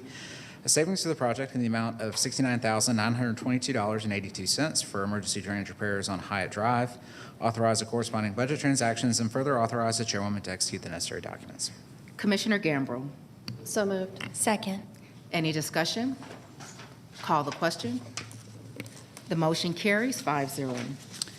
Thank you. Our next item is to recommend the Board of Commissioners approve change order number 1 final to the contract with Accelerate Construction LLC, a savings to the project in the amount of $62,465.92 for drainage system repairs on Caprice Drive, project number B2251. Authorize the corresponding budget transactions and further authorize the chairwoman to execute the necessary documents.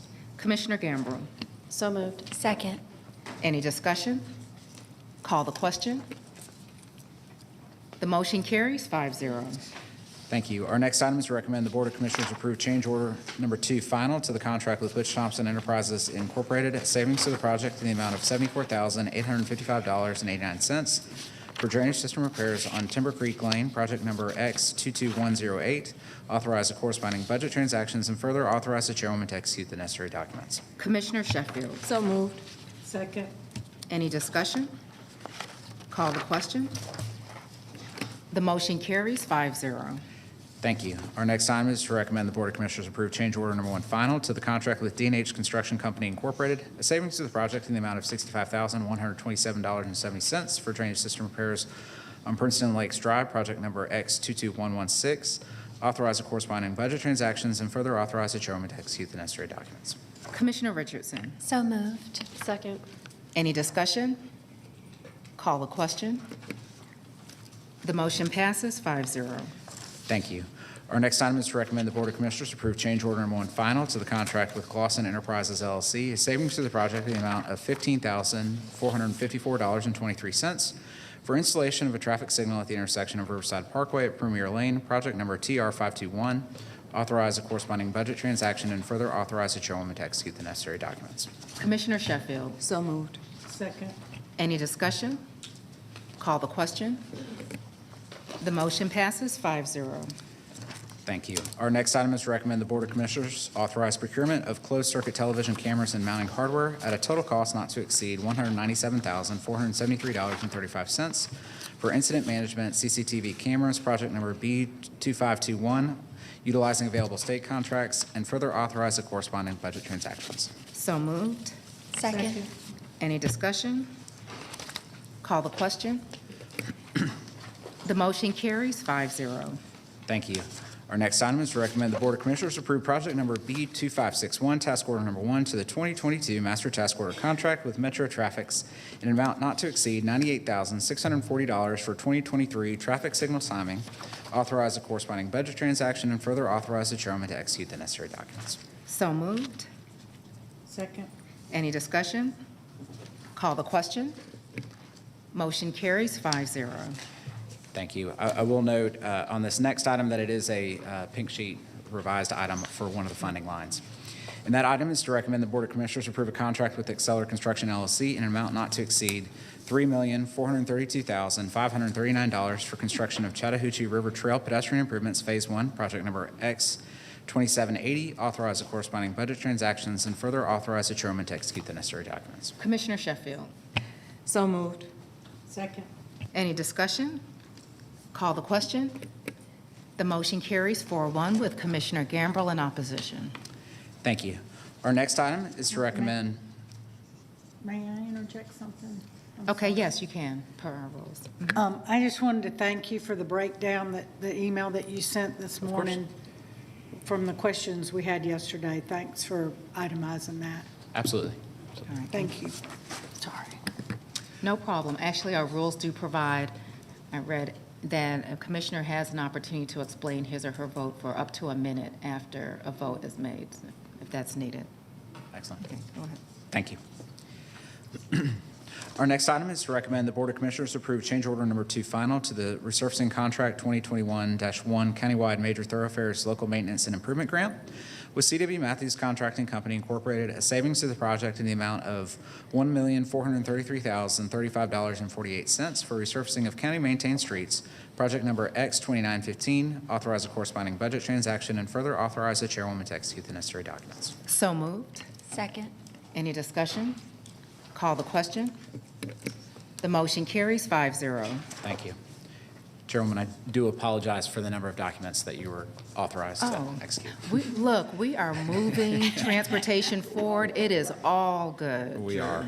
Don't apologize. Our next item is to recommend the Board of Commissioners approve change order number 1 final to the resurfacing contract 2021-2 Local Road South with Bartow Paving Company Incorporated.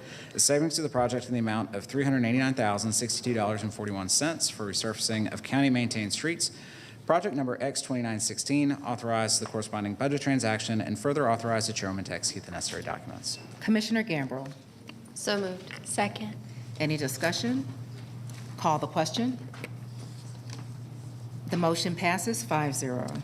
Thank you. Our next item is to recommend the Board of Commissioners amend a previously approved action determining that circumstances were such that it was necessary to proceed with condemnation proceedings by declaration of taking under OCGA Section 32-3-4 on one parcel on Mableton Parkway Pedestrian Improvements Phase 2, project number X2770. Authorize the commencement of condemnation proceedings on parcel number 1 as amended for this project. Adopt the resolution and order for parcel number 1 as amended in form substantially similar to the attached and as approved by the County Attorney's Office, and further authorize the chairman to execute the necessary documents. Commissioner Sheffield. So moved. Second. Any discussion? Call the question. The motion carries 5-0.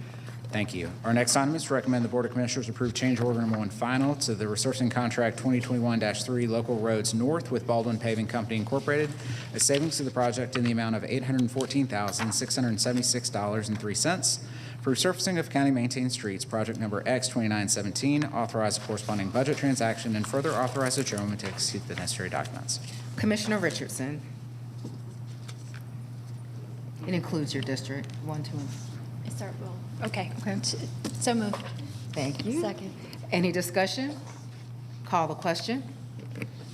The motion carries 5-0. Thank you. Our next item is to recommend the Board of Commissioners approve resurfacing contract 2023-1 Local Roads Northwest with Bartow Paving Incorporated in an amount not to exceed $11,690,327.10 for resurfacing of county-maintained streets, project number B2906. Approve change order number 1 to said contract in the deductive amount of $13,040. Authorize the corresponding budget transactions and further authorize the chairwoman to execute the necessary documents. Start with you, Commissioner Burrow, for this one. Motion to approve. Second. Is there any discussion? Call the question.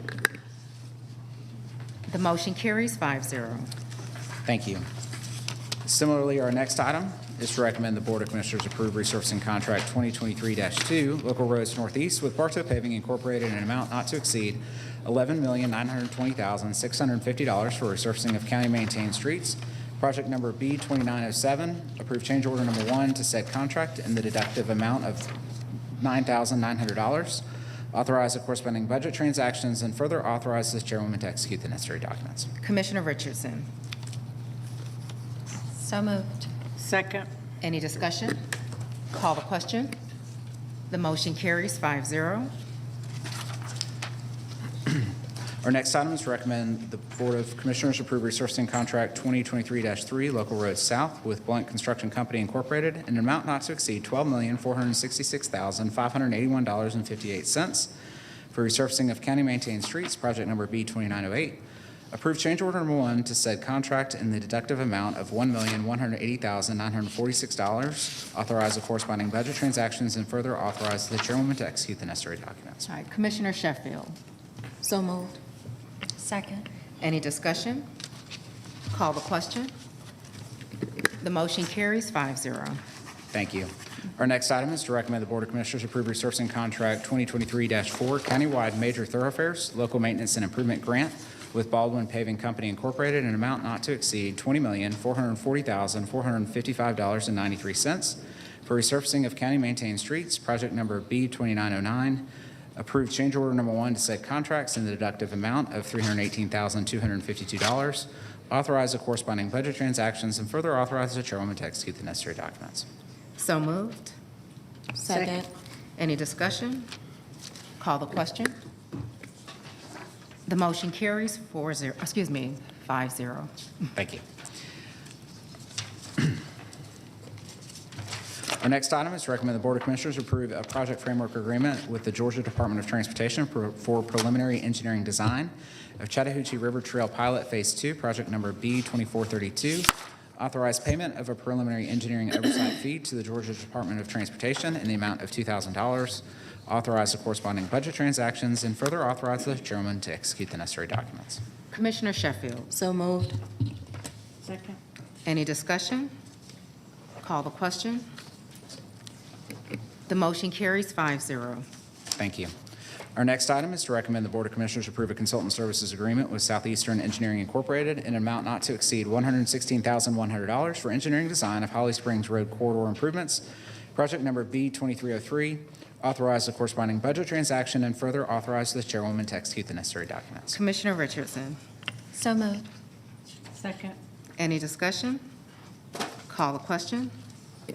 The motion carries for, is that my mind missing? Did I not press it? Oh, that's me. Yep, 5-0. Thank you. Hey, my glasses only allow me to see but so far. Thank you. Our next item is relative to an MOA with the Trust for Public Lands. Commissioner Sheffield, you asked a question yesterday about the expiration of that contract. I was able to verify with staff and review the contract that the end of next year is a reasonable timeline. It's an 18-month construction. There are 3 checkpoints, all of which we believe are very reasonable to complete within that time frame in order to reimburse for the expenses. So, Thanks for the follow-up.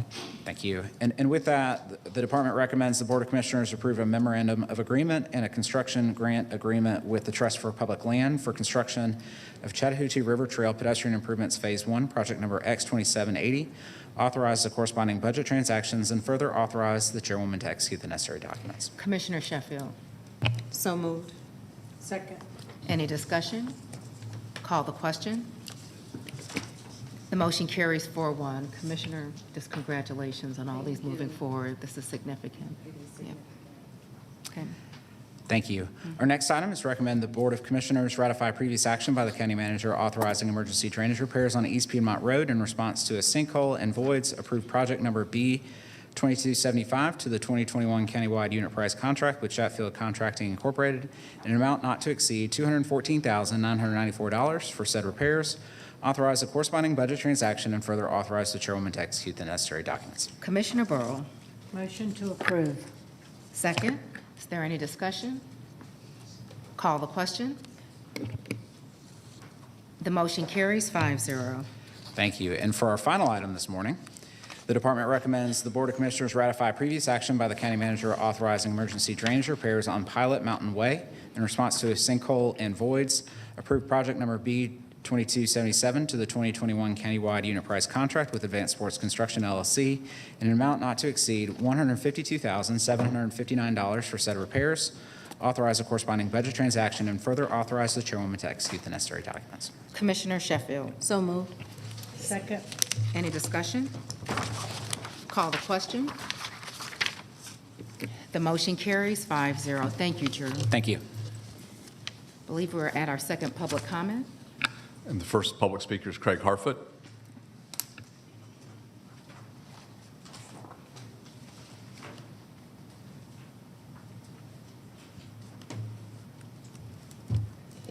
Good morning. My name's Craig Harfoot, and resident of East Cobb.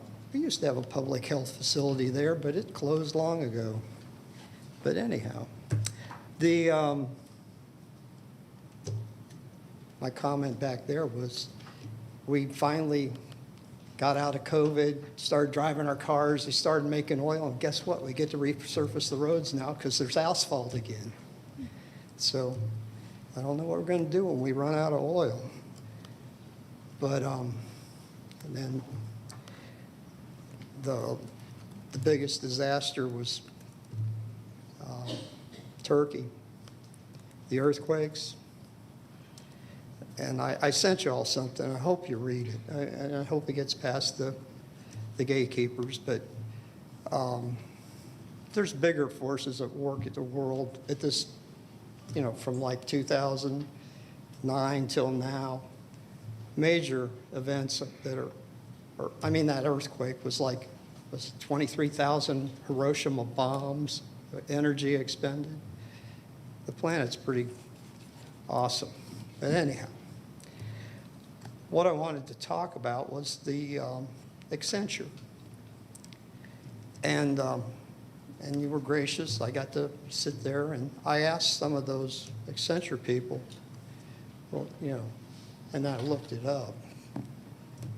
And one of them told me they came out of Arthur Anderson. Well, I looked that up again. I remember Enron. I don't know if you all do. But these people are descended from, Arthur Anderson started in 1913, the same time as the Federal Reserve. It's worth looking all this up. I don't know when you selected them if you knew all this, but before they submit their study, because some of us, Christine Rosman and myself were asking the presenter on the last day how they did their sampling and if they could identify it by, district. So you would have a better idea of how good their information is. Because if you don't remember, the whole Enron melted a city down. These people, when you look at their website, they went to Davos. They actually are very involved in the cloud. They want to run all your county, get your contracts to run your county software programming. And they have as many global employees as we do citizens in Cobb County. It's 740,000. Pretty massive company. I can see why they would need 1 million plus, They got to feed that monster. But if they want to run the cloud, and they're all based in Ireland, and I just follow these threads, and it's like, who owns America's national debt? Japan, China, Great Britain, Ireland, Belgium, Luxembourg. Biggest holders of American debt. And it's trillions. It's 28 trillion. So I would get them to redo their survey and actually be able to identify where their info comes from before they submit it and before they hand you the bill, because it has a great far-reaching implications. Anyhow, so then I sent something to you today. The best thing I ever saw was Kiss the Ground. It's on Netflix. Woody Harrelson's the narrator. And it actually has a plan to solve CO2 and reduce it. And it's all about how we grow our food, period. I've been doing this for 2 decades in my backyard, composting. And, with food security in America and climate change. Now we don't call it global. They finally changed the verbiage on that. And climate change, there are 100-year cycles in our climate. And they're evidenced by the deep water warming of the Galveston hurricane that killed so many 100 years plus, and Katrina, which you have firsthand knowledge of. They were all deep water warming events because the Earth's core never cooled down. It gets hotter, and there's interaction between the planets, but they don't talk about that. I look and look, Mr. Harfoot, I don't see it. Mr. Harfoot, sorry, time's up. The next speaker is Ms. Seeger.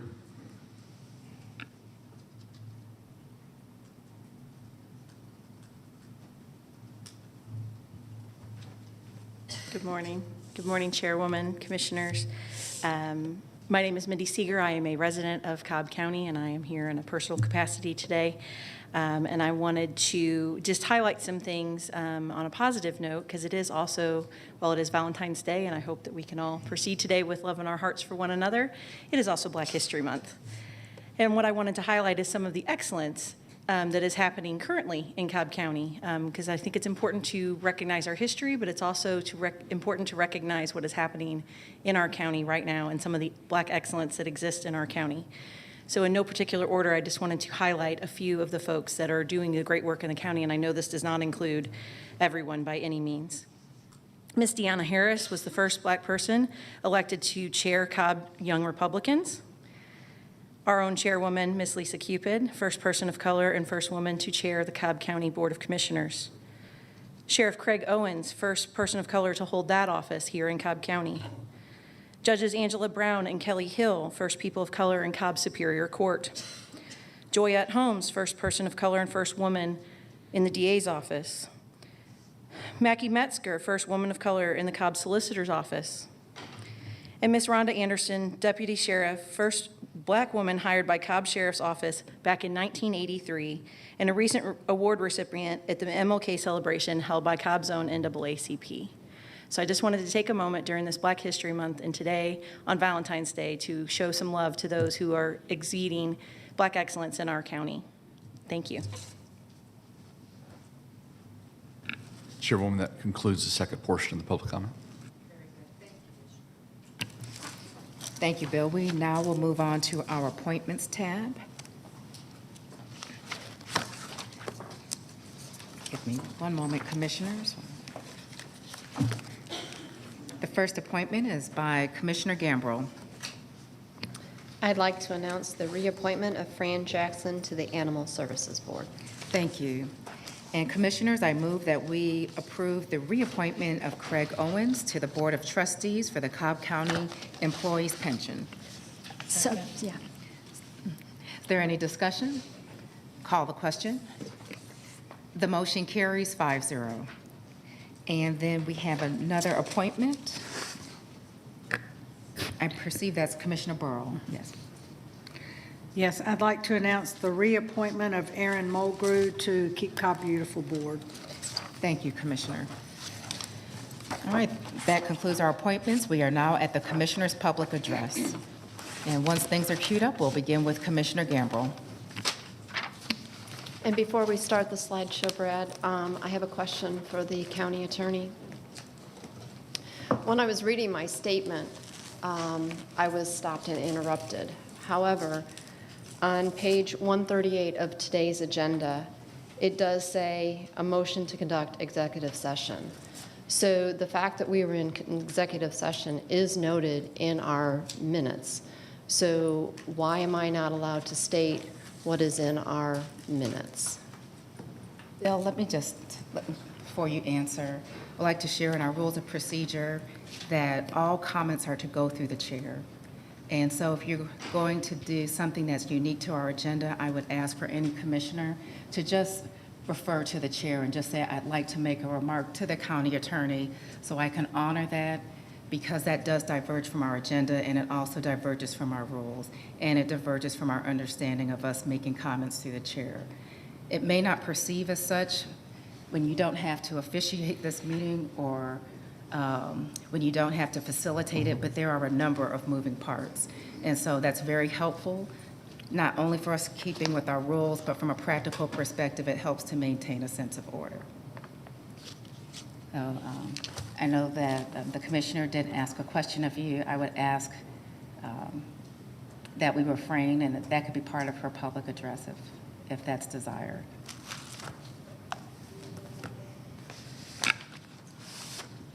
My only comment was there was an initial objection from the chair regarding your statement, and as you started it off regarding executive session, I anticipated it was going to be the same comment that you had read before where you made that reference. I'm sorry, Bill. I just asked that we not.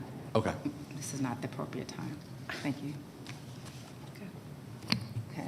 And I would like a moment to pull up the rules because, again, Commissioner's public address is for us to address with the public. Since when do we have to go through the chair to address the public? And right now, my First Amendment right is being stifled as a commissioner on this board with the authority to ask questions of staff. Actually, our rules refer to not interrogating staff, and our rules refer to comments being made through the chair. You are more than able, and you have the opportunity to address the public, and I would ask that you do just that.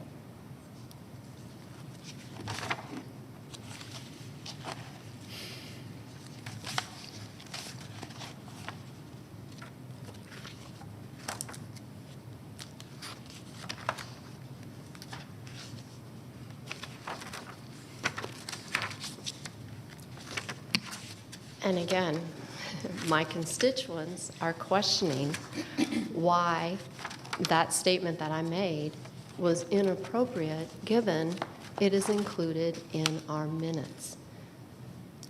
So, Mr. Rawlings, I don't know if you want to clarify that or not, but it is in our minutes. But then I further have a question, because in my agenda book, I have this yellow sheet that also talks about executive session. I'm assuming that this is also posted for the public to be aware that we are having executive session meetings prior to them being held, correct? No, ma'am, it's not. So this yellow sheet that is in front of our book is not posted anywhere to notify the public that we're having executive session. That yellow sheet is not. We're having executive session is. Okay. That is specifically for the board. As Okay. the topics that are covered during the executive session. Okay. And Bill, then again, excuse me for a moment, Commissioner. Bill, I would like for the clock to run. Again, this is an opportunity for the commissioner to make her remarks. Going back and forth with staff during the commissioner's public address is not appropriate. If she does have questions, the commissioner is certainly more than able to ask questions, but the back and forth conversation as part of the commissioner's public address is not appropriate. I'd be more than willing to clarify my remarks to Commissioner Gamble's questions, but I don't want to do that to impede her time, which I don't see running here, as we all have 5 minutes as part of our public comment. Sorry. Thank you.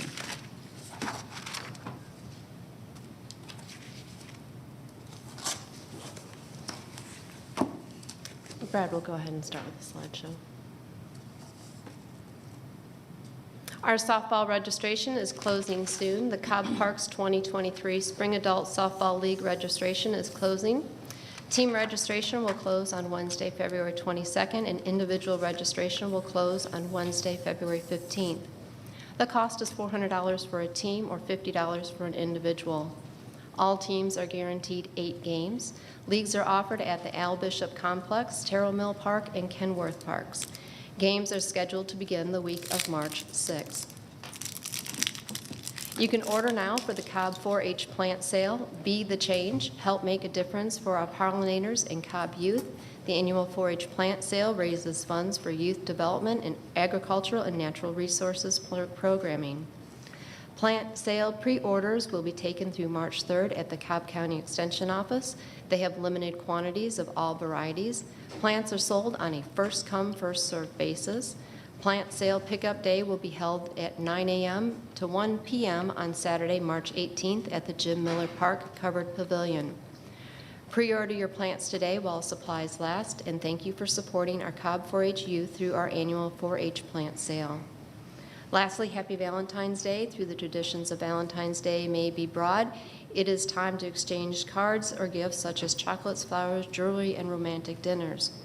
Many couples become engaged or married, and actually you can come today to our magistrate court at 6 p.m. for a group wedding ceremony. Be there 30 minutes prior, and this is considered the most romantic day of the year. And did you happen to know that red roses signified love? Thank you. Thank you, Commissioner. Commissioner Richardson. Also, happy Valentine's Day. I kind of jokingly say I keep forgetting on and off, so I appreciate all the constant reminders. But certainly happy Valentine's Day, and I hope you have someone to celebrate it with. From the office, Reiterating to sign up for the Priorities Tour, this is ongoing right now. And yes, I've just been delighted to have all of the group sessions thus far. I'm getting a lot of great feedback. Looks like the list is going to get even longer, so apologies, y'all. But please use this as an opportunity to let me know what your interest is in the community so that I can make sure that it makes it to the list of priorities and things that we focus on as an office. And we have some new faces in our office. Say hello to the new interns. So we've got Olivia with events, Lola on our communications and media side of the house, and Linda Lee handling community outreach and project management. So really excited for these three young ladies, young leaders who are just, they've hit the ground running and helping to do everything to move this office along. Pop tabs for Ronald McDonald House. I'm excited to announce that we had a great kickoff to our newest community cabinet project. Our senior community cabinet chair, Donna Quart, and Norm Middleider are working with our Cobb libraries to collect pop tabs for the Ronald McDonald House. We are just 2 weeks into the drive, and our community has already filled the entire collection box up. We're going to need a bigger house out there. If you want to get involved, bring your pop tabs to Sewell Mill Library. Glass blowing class with Silica Burns Glass. So this is all from the community. Sign up for a glass blowing class with Silica Burns Glass at Sewell Mill Library. Can you say that multiple times quickly? And Cultural Center on March 18th. Participants will create one-of-a-kind hand-blown glass bowls. No prior experience is necessary, and participants ages 6 to 14 will need an adult to supervise. Sign up using the QR code. And lastly, something that's certainly heavier, our prayers are with Turkey and Syria. Want to take a moment for us to send our thoughts and prayers to the victims and families of the 7.8 magnitude earthquake that occurred last week. At this point, over 30,000 have lost their lives and 24 million were affected. I know that there are many opportunities to assist. If you're interested in helping victims, there are many legitimate organizations that are collecting donations, including the Red Cross and Doctors Without Borders, so I would highly encourage you to look them up. And that concludes my comments for today. Thank you. Thank you, Commissioner. Thank you. Commissioner Burrow. Okay. Since it's Valentine's Day in February, the month of February, do you want to get some sloppy kisses from your new fur baby? There are lots of pets looking for love, so open your heart and give someone a new loving home. Dogs weighing 25 pounds or more and all cats are $20.23 during the month of February. You can get started finding your pet match at cobbcounty.org/pets. And on Monday, February 27th, from 11 a.m. to 3 p.m., there will be extra special sweetheart deals. Featured pets are free. Cobb County Animal Services is located at 1060 Al Bishop Drive. So go pay them a visit and take home your new best friend. Concert by Candlelight is coming in February. Join us for an intimate evening of music by candlelight, celebrating the jazz traditions of African American musicians at 7:30 Sunday, February 25th at the Art Place, 3300 Sandy Plains Road. Come early for a coffee hour provided by Travelin' Tom's Coffee of Central Etowah Valley from 6:15 to 7:15. In honor of Black History Month, the concert features encore artists, managements, Atlanta Symphony Orchestra Quartet, Felix Farrar on the violin, Tremaine Jones violin, Arthur Ross viola, Jared Cooper cello, Sahara Glaude announcer, and they will perform selects jazz works and premier classical compositions by Douglas Hooker. Tickets are $25 and can be purchased in person or over the phone at 770-509-2700 or online at artplacemarietta.org. Next month, March the 1st, we're celebrating our next Coffee with Your Cop. Woodlawn Starbucks has generously offered to sponsor a Coffee with Your Cop event. Join your neighbors in the Cobb County Police Department to connect over coffee and a casual conversation about issues that matter most to you in your community. The event will be held from 8:30 to 10:30 on Wednesday, March 1st at the Starbucks at 1207 Johnson Ferry Road in Marietta. And thank you to Officer Justice for coordinating this for the East Cobb area. There will be a community open house regarding the Noonday Creek Trail Extension Study. Join Cobb County DOT and District 3 Commissioner Joanne Burrell for a drop-in community open house to learn more about the Noonday Creek Trail Extension Study, the project background, and existing conditions within the study area. You will also have an opportunity to review and provide feedback on potential trail options that may be considered, as well as potential trail amenities and features at the 5:30 to 7:30 p.m. Tuesday, March 7th meeting at Bells Ferry Elementary School, 2600 Bells Ferry Road, Northeast in Marietta. I'd like to congratulate Dr. Ike Reichert for being selected as the Cobb Chamber of Commerce Citizen of the Year during the 81st Annual Dinner that was held on January 31st. Additionally, in December, Dr. Ike was named the Marietta Citizen of the Year by the Cobb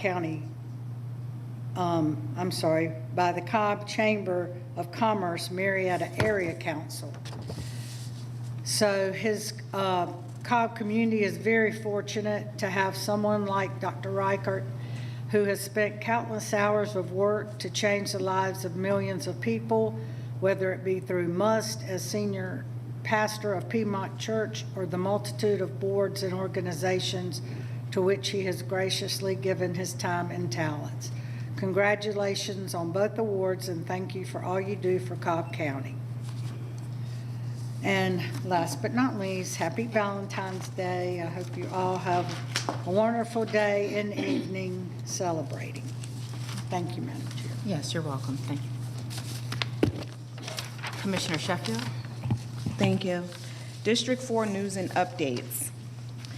Chairwoman Cupid and I will host a town hall meeting to discuss the city of Mableton and share updates from the county on this coming Thursday, February 16th at 7 p.m. at the Cobb County Public Safety Police Academy, located at 2435 East-West Connector in Austell.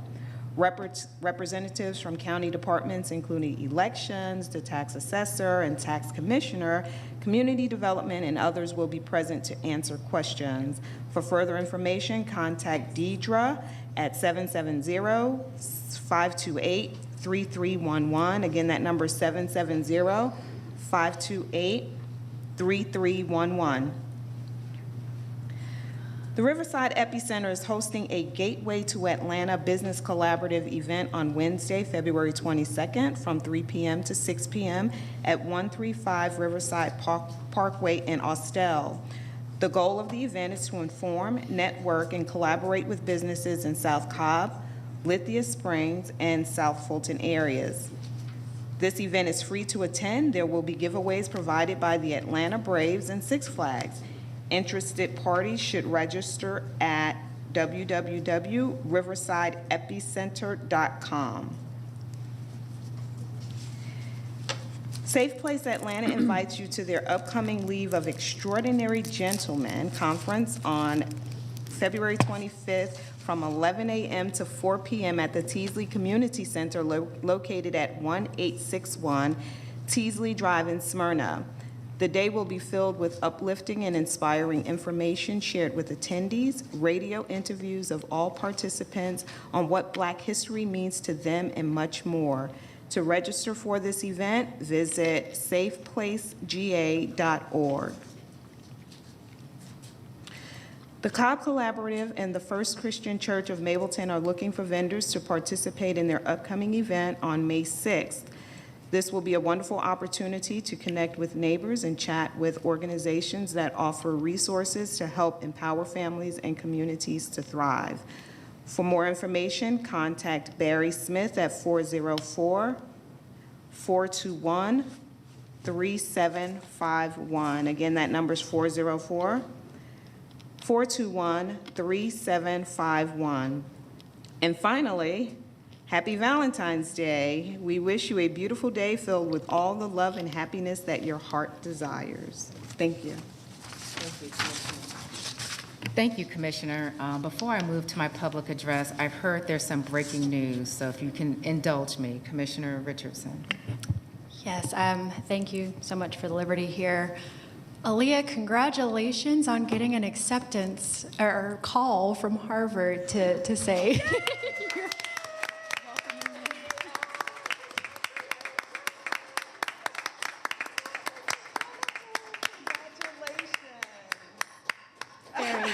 Very proud of you. The news literally just came in, so congratulations. We are Thank so you. excited for you. We already knew it was going to happen. So now you have to look for a new assistant. She already told me. She's going to represent Commissioner Richardson in Harvard. That's right, Harvard Law School. Just love it. Yes, that's amazing. Amazing accomplishment. Very good. Just want to preface my remarks, and you can go ahead and still run the clock, and just sharing with the board some rules of our meetings. In section 1.03, the chair has the same rights and responsibilities as any other person on the board, but there are some additional responsibilities that I do have that include preserving decorum and order at all meetings. And with that, I did make some remarks during Commissioner Gambrell's comments today, and I almost did during Commissioner Burrow's, because I will refer to another rule that we have in our book, is that remarks made by the commissioners shall be confined to the motion or matters immediately before the board. So when I heard the commissioner referring to another meeting, I walked over to the county attorney, and I did share, I just needed some clarification if this was in comport with the decorum of debate that's stated in our rules of procedure. Lastly, I want to flag for our commissioners, section 2.04 provides that all discussion shall be made through the chair, and one commissioner may not interrogate another commissioner or person speaking from the public except through the chair or with the permission of the chair. So I just want to share that, just out of respect, sometimes we have free-flowing discussion, but as we learned when we had our first retreat, it's very helpful when that discussion just starts through the chair, because we've seen examples of how things can get awry. And that's just what I would ask. Particularly, we have some very hot button issues before this board, and we know they're on the hearts and minds of a lot of people here, but we still need to maintain our composure and our professionalism, and certainly our decorum as a board. With that, today was an exciting day for us. We approved $147 million of federal funds. I was going to take the first 2 minutes to walk through the projects, but what I'll do is work with communications so that we can have a robust list of all of the partnerships and positive work that will be taking place across the county as a result of the votes that took place here today, and as a result of the months-long efforts of our staff and the consultant in working together. Here are the 5 subject areas that we approved today, and you can see the list of priorities listed underneath them. We did not make these up out of thin air. These were pulled from the feedback, again, of about 3,000 residents and our staff to let us know what their priority interests were. We can move on to the next slide. I'm grateful that we had our first faith leader breakfast with Reverend Sammy Dow earlier this month. We had representation from different faiths across the county who, again, in the spirit of partnership, shared their heart and their passion for service in Cobb, and we spoke about ways that we can work together to leverage our resources. You know, being Cupid, I just had to represent today and bring as much love as I could. I want to wish everyone a very happy Valentine's Day. These flowers here are from Mr. Cupid himself, so I just wanted to make sure they're on full display for everyone to see, and thank him for always representing in the office with something that my eyes can behold every Valentine's Day. I never know what to expect, but I appreciate the 24 red roses. And finally, as Commissioner Sheffield shared, we do have a town hall coming up later this week on Thursday to talk about the new city of Mableton. We hope that you will come with your questions. We'll have staff present so that we can address any issues or concerns that you may have. With that, I believe that concludes all of the slides. Thank you, everyone, for joining our meeting today. We are not ending, however, we are adjourning. We do have a community development hearing that will follow after a recess. Commissioners, if you can let me know how much time you would like. Is 15 minutes adequate? Okay, why don't we plan to come back at 11:35 for our community development hearing? Thank you.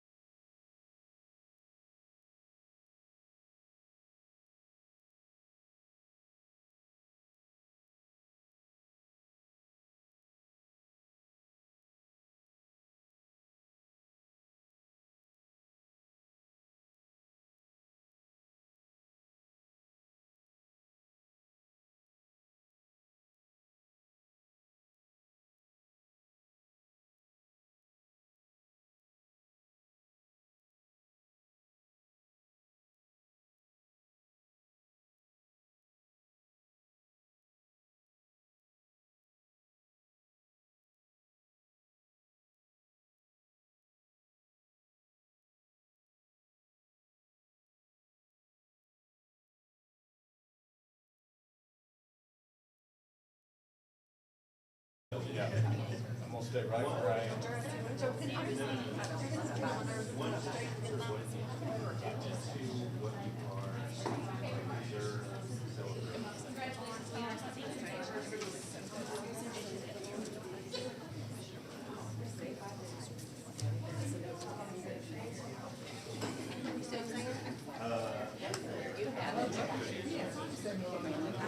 I saw it briefly.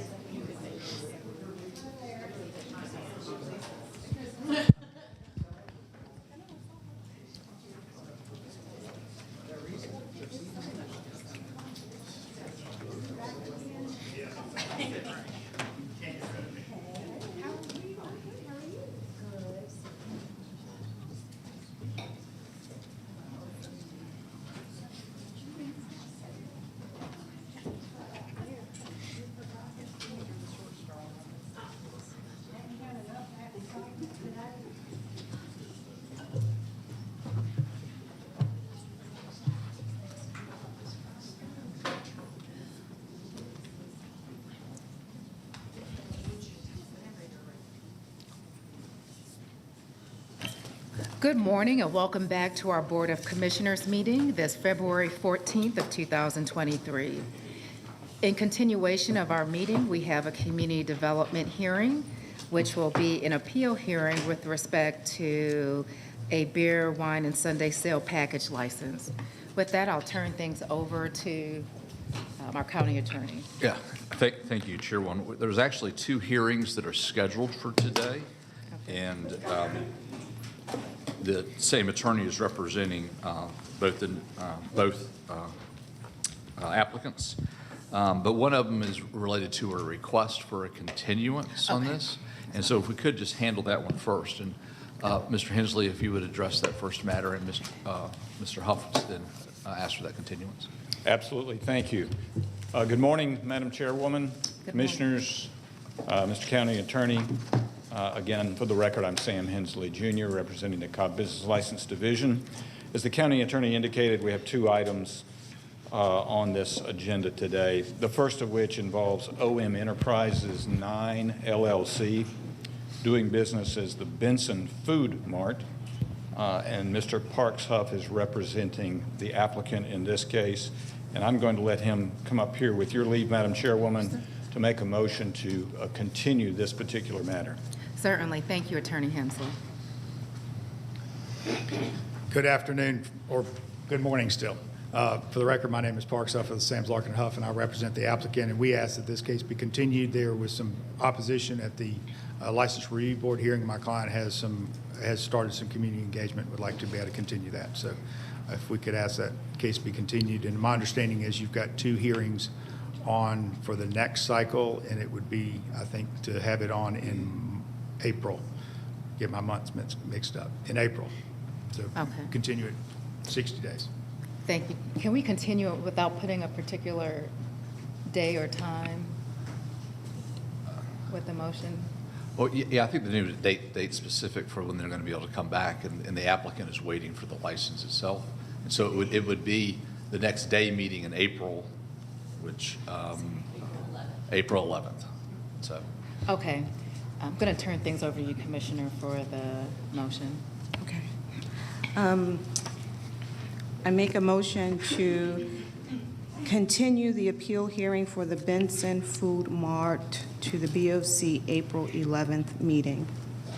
Second. Okay. Is there any discussion? Call the question. The motion passes 5-0. Thank you, Commissioners. Attorney Hensley, you can continue. Thank you, Madam Chairwoman. The second item on our agenda involves Deccan LLC, doing business as Emil's, located at 2520 Austell Road, Marietta, Georgia, 30008, Rudvik Mello, licensee. And again, for the record, I'm Sam Hensley, Jr., representing the Cobb Business License Division, which received this application originally and denied the application due to a violation under the Cobb Alcohol Code Section 6-124. The denial was appealed to the License Review Board, which heard that appeal on November the 10th of 2022. at which time the LRB voted to grant a distance waiver and grant the license by a vote of 4-0. The matter was then, as is our process, placed on the consent agenda for this meeting, but it was pulled for a full hearing today, which is what brings us here before you today. As a reminder, under 6-124 of the Cobb Code of Ordinances, this is the distance requirement from residences. And as a refresher, just let me reread that if you don't mind. And that provides that no alcohol license shall be issued to any location which is within a 300-foot radius of the property line of a private residence. However, if the License Review Board, and by extension the Board of Commissioners on Appeal, is filed, at a public hearing shall determine that the property values of the residents or residences will not be affected, that the quiet enjoyment of those premises by the residents thereof shall not be adversely affected, and that the grant of such license shall have no other adverse effect on the residents, then the License Review Board or the Board of Commissioners may waive this provision of this section by granting a distance waiver. So again, that's the criteria that you need to look for in order to grant a waiver of that distance requirement under our code. As was indicated, Mr. Parks-Huff is representing the applicant. So with your leave, Madam Chairwoman, if he wishes to make a brief opening statement, I believe that would be appropriate at this time. I will then swear in all of the witnesses and call my witness. Okay, thank you. Prior to that, can you tell us the code section again that we are evaluating the criteria for the license Absolutely. for? That is 6-124. Okay, thank you. Entitled Distance Requirements from Residences. Thank you. And just as a reminder to both the parties, our procedures allow for a 30-minute presentation, so I'll have a clock on each side for 15 minutes for your presentation, and that would include those times that you're asking cross-examination on other parties' witness as well. So. Okay. And I'll make a brief introduction, a brief overview. This is an application for a beer and wine license for a convenience store on Austell Road. This is the subject property that we're talking about. It came through zoning and actually another business application almost month to month back in 2021, which approved this convenience store proposal at this location, and this is the alcohol license for it.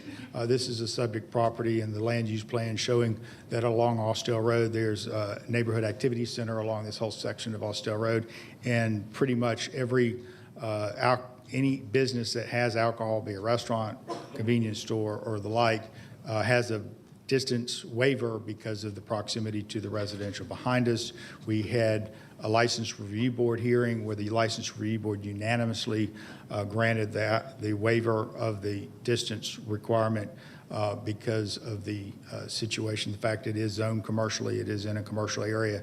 It fronts on Austell Road, and there was no opposition from the neighbors. The neighbors were involved in the zoning application, but were not involved in that.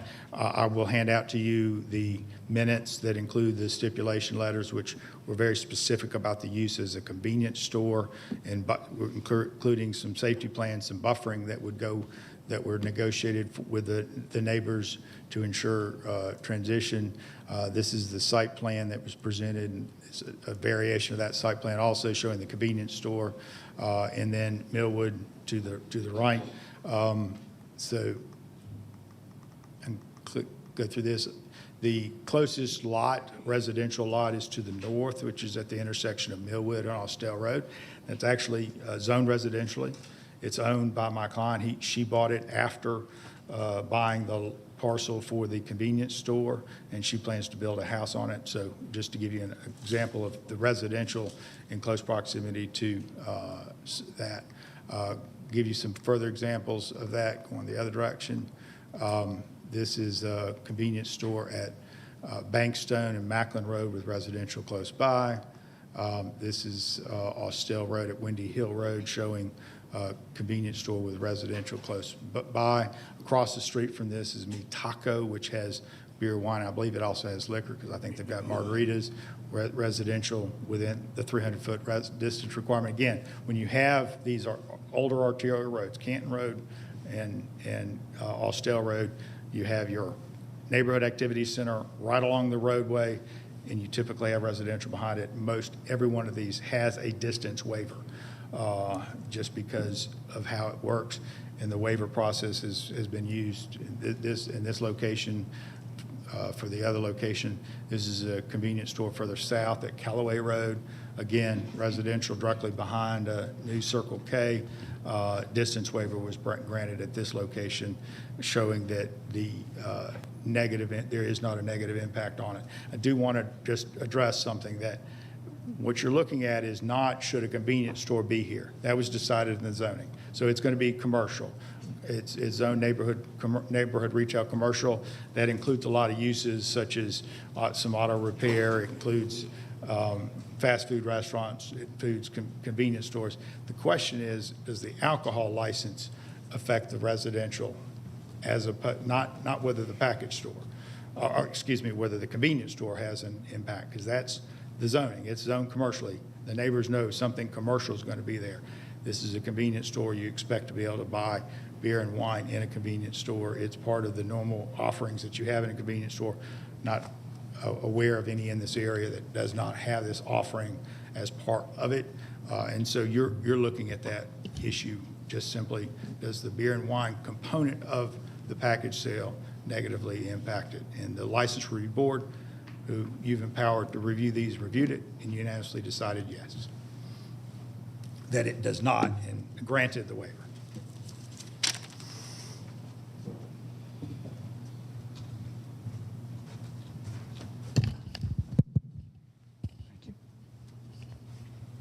At this time, Madam Chairwoman, I'd like to swear in all the witnesses. If you're going to be testifying or believe you may be testifying in this hearing, would you please raise your right hand? Do you swear or affirm the testimony you're about to give before this proceeding shall be the truth, the whole truth, and nothing but the truth? If so, say, I do. Thank you. You may be seated. I'd like to call Alicia Webb, Madam Chairwoman.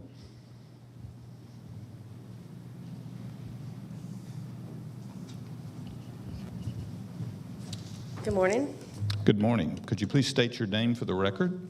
Alicia Webb, And where do you work, Ms. Webb? Cobb County Business License Division. And what is your position in that department? I am the Business License Division Manager and responsible for reviewing and approving alcoholic beverage licenses. And are you familiar with the applicant that is at issue today, namely Decon LLC, doing business as a Meals? Yes, sir. And did you receive an alcohol application from or for that particular establishment? Yes, sir. And tell me about that application, please. What was it for, and what did you do when you received it? The application was for beer, wine, and Sunday sales package, and the establishment itself is a convenience store. Okay. And in the course of your review of this application, did you find any disqualifying features that would have required you to deny this application? The application was denied based on 6-124 of the Cobb County Code, as the entrance of the proposed establishment is less than 300 feet to the nearest property line. According to the survey, it is actually 132 feet from door to property line of the nearest residence. And is this proposed location in unincorporated Cobb County? I'm sorry, one more time? Is this proposed location in unincorporated Cobb County? Yes, sir. And I know Mr. Huff has already gone through a number of other establishments that may have been granted waivers or had distance violations in that area. Are there other establishments that you're aware of that would violate the distance violation that you've described to us? There are several other alcohol establishments in that general vicinity. This ordinance has been in place for quite some time. There have been distance waivers granted. The most two recent ones would be the Circle K at Callaway Road. That distance waiver was granted in August of 2018. And then the racetrack at Windy Hill and Austell Road, the distance waiver was granted in January of 2020. Okay, and both of those establishments are convenience stores, is that correct? Yes. Similar to the one that's at issue today? Yes. Were there any other disqualifiers that would have prevented the issuance of this alcohol license that you saw in the application? No, sir. The only grounds for denial was 6-124.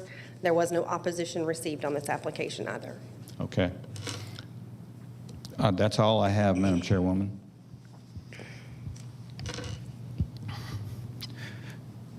So your office reviewed the licensee as a licensee, and he met all the requirements to be a licensee? There's no issues with the licensee himself? There was no criminal reason to deny the licensee's license. And you have 9 other criteria, and you reviewed that you could reject on an application, and it met all those criteria? And Yes, sir. okay. The only denial was the distance requirement, and that is, you don't have any discretion to override that. If it doesn't meet the distance requirement, you have to deny it. Is that correct? Correct. You're not given the power to review and determine whether or not it has an impact on the residential properties and approve it.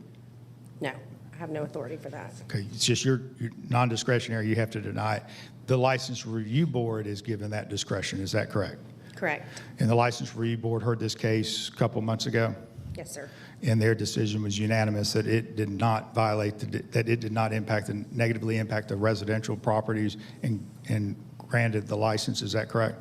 The License Review Board recommended the distance waiver be approved, yes. Okay, and that was also done in the convenience store at the intersection of Windy Hill and at Austell Road and the intersection at Callaway Road and Yes. Austell Road. And I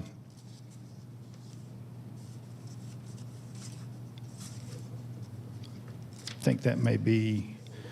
And how many distance waivers come before the License Review Board every month on an average? A month? Maybe 3 at the most. I'd say 3. Okay, so it's very common to have distance waivers come before the License Review Board. Yes. Okay, and they don't require it if it's in an established business already in place, but it's a new business that would require it. If you're transferring a license or new license at a location that had one that hasn't been closed, it doesn't require a distance waiver. Only new establishments are required to go through that process, correct? Okay, that's all I have. I have no other witnesses, Madam Chairwoman. Thank you. Commissioners, do you have any questions for Ms. Webb?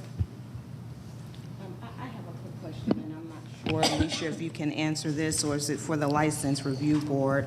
But what criteria do they use to determine whether or not there's going to be an adverse impact to the property that does not meet the distance requirement? I am going to defer to Mr. Hensley on that. Okay, all right. Well, I think that's going to be a question of fact once Mr. Huff presents his case as to that's all it says in our code, is that there needs to be a showing that there's no adverse effect on the property values, no adverse effect on the quiet enjoyment by those residences, and no other adverse effect. So this is the determination that this board has to make based on the testimony and evidence that you'll hear today.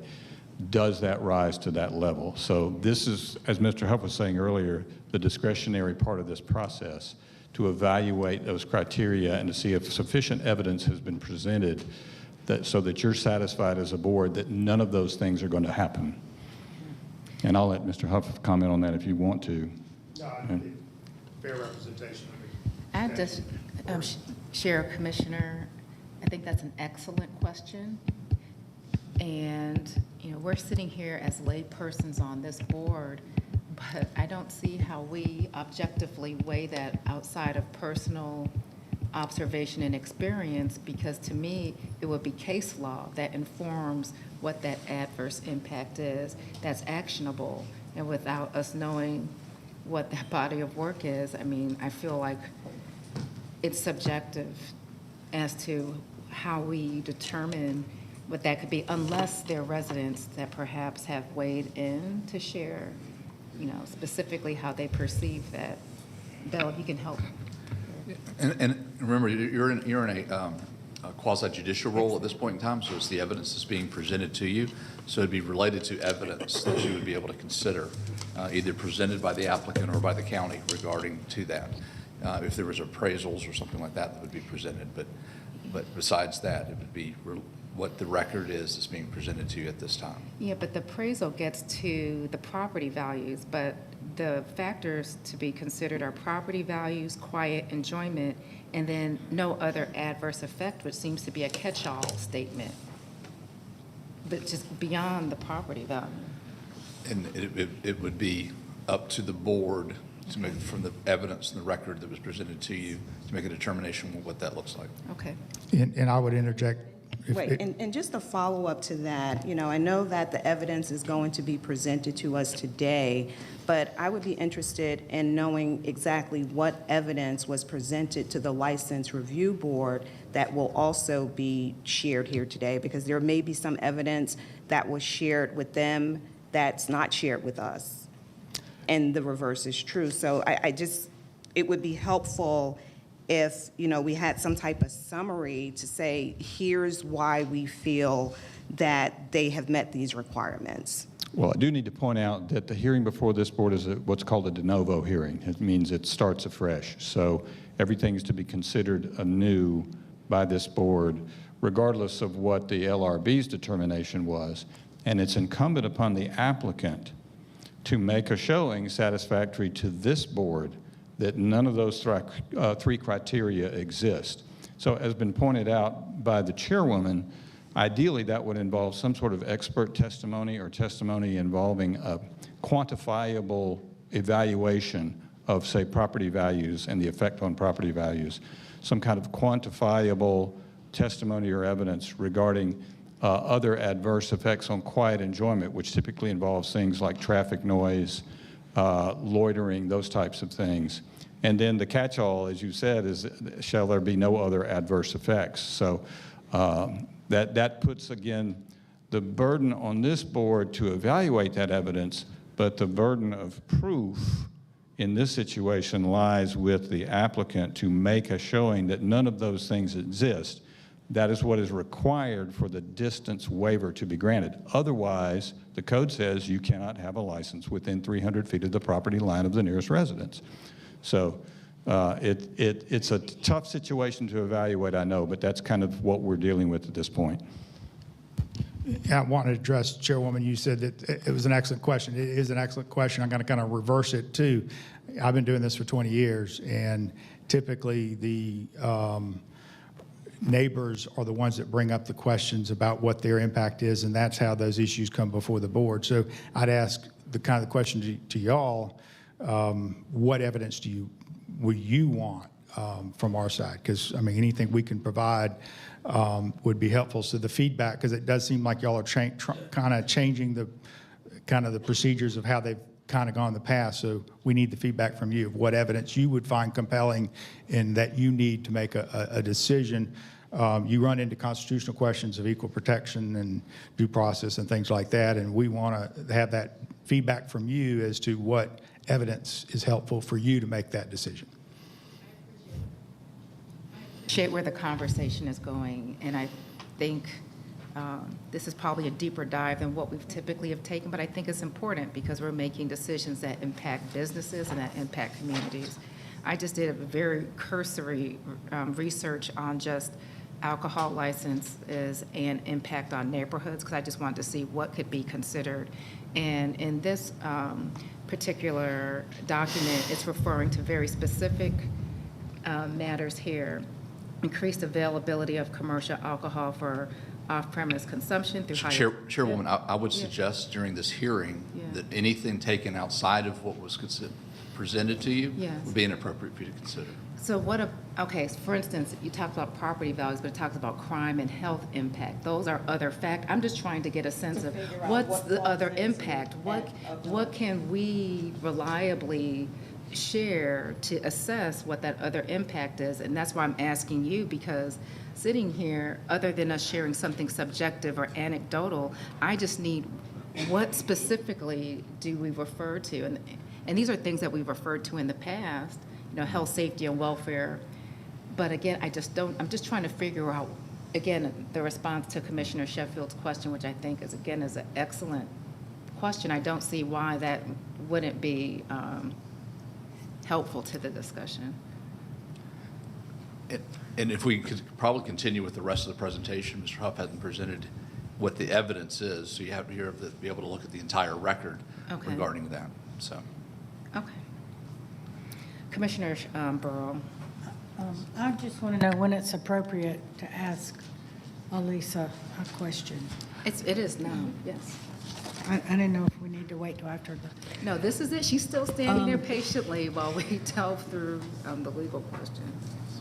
The distance requirement, the reason it was denied is 132 feet from a residence. Is there more than one residence that doesn't meet the 300?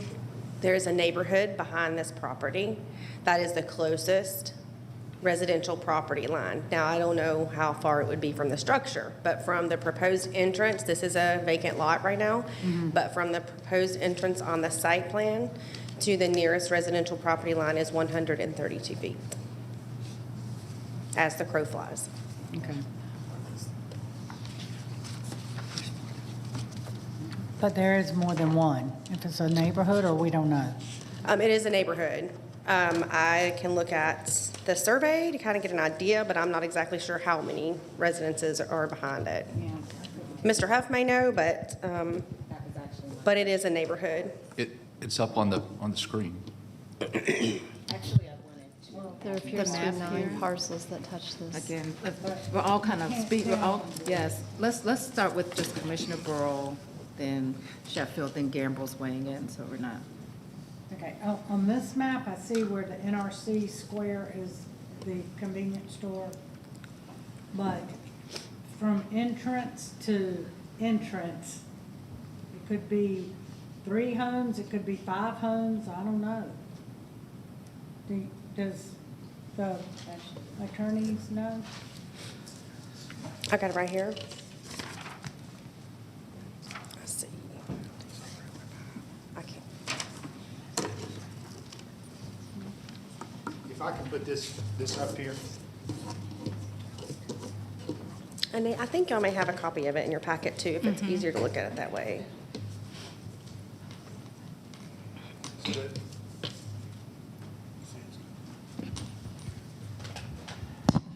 A little indulgence, just, I mean, I wanted to, the way you measure distance in the code is from the door of the establishment to the property line of the residential.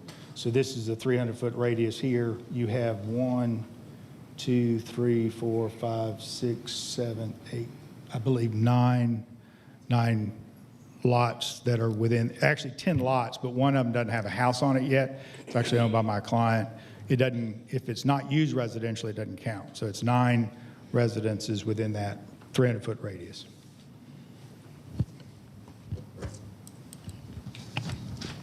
Thanks, Parks. That's actually one of the questions that I had for you. And as a follow-up to that question, were the residents for those 9 homes, were they also contacted? So the code requires that we post signage at the property, notifying the community that an alcohol license has been applied for and what type of alcohol license it is. So we would have posted the signs. Those were actually posted. This has been, application's been here a minute.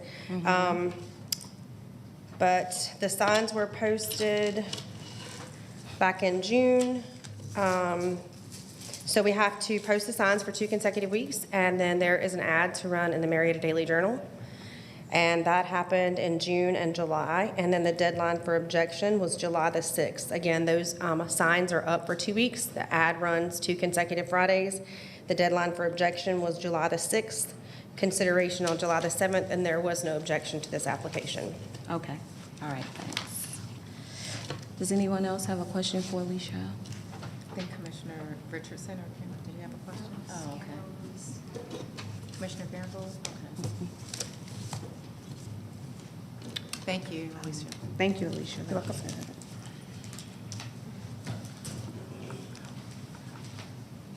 Mr. Huff, you just have a little bit over 8 minutes left. Okay. If I can have Kavita come up.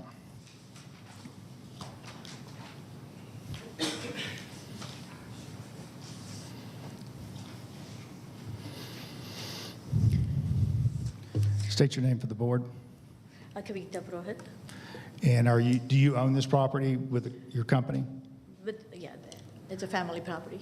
Okay, and what do you do professionally? I'm a real estate agent and a real estate developer. I have been in business for over 20 plus years, and I do commercial and residential bodies. Mr. Huff, I'm sorry, could you speak a little bit closer to the microphone? It's hard for us to hear. Sure. You can pull it down to you. And if I can get the PowerPoint pulled up too.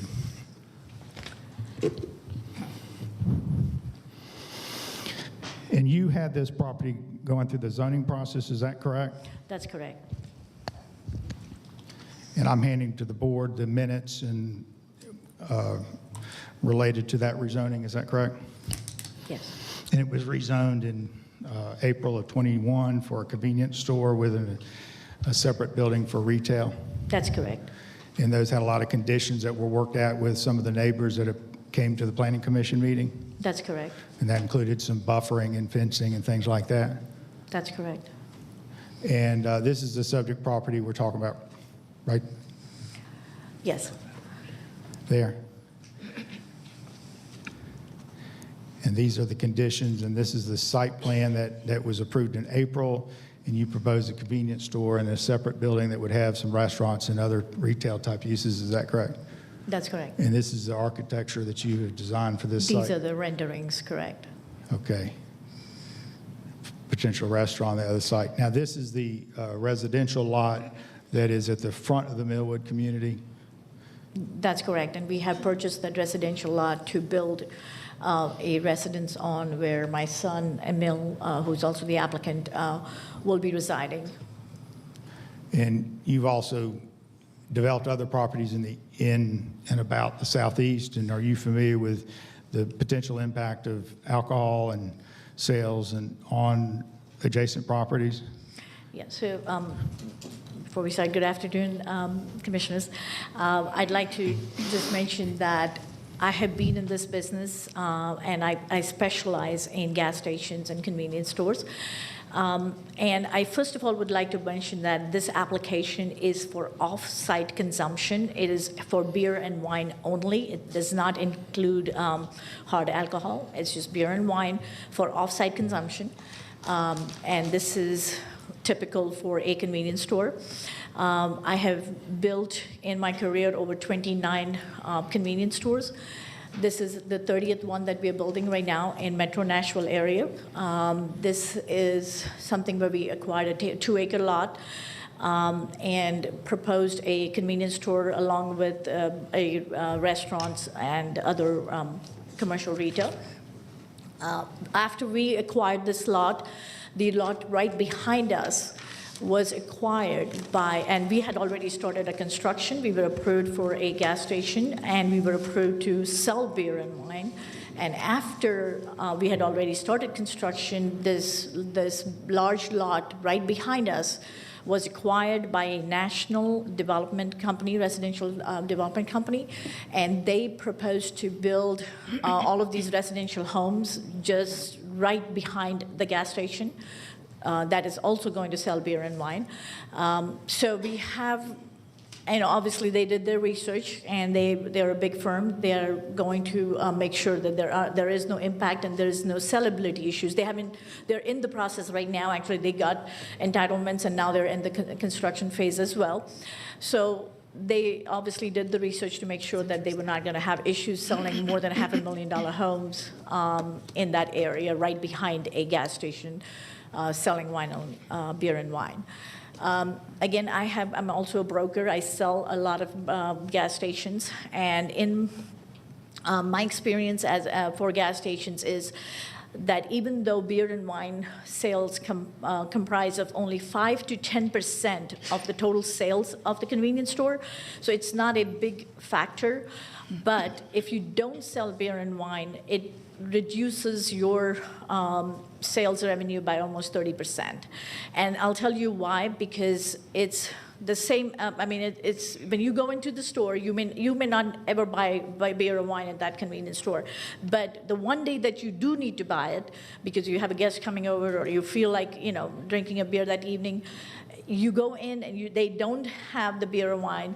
then that's going to negatively impact you. Now you got to go back in your car, go to another store, buy that one item that's missing in that store, and that's going to stop you from going to that store and patronizing that store because you felt like they didn't serve your needs. In fact, in our gas stations, we always have a book by the register where we ask customers if there's anything in the store that they didn't find that they were looking for so that we can cater to our customers. So, that's the same reason why Kroger, Publix, all the CVS's, Walgreens, all of these people, big box retailers, they sell beer and wine. It's just because it's just a category that you have to carry in a retail store. And it's the operative word in a convenience store is convenience. And if we don't offer that convenience to our customers, then we are going to do this injustice to them. And in effect, it's obviously going to hurt our business as well. So, we do care about all the neighbors, and one of them is us.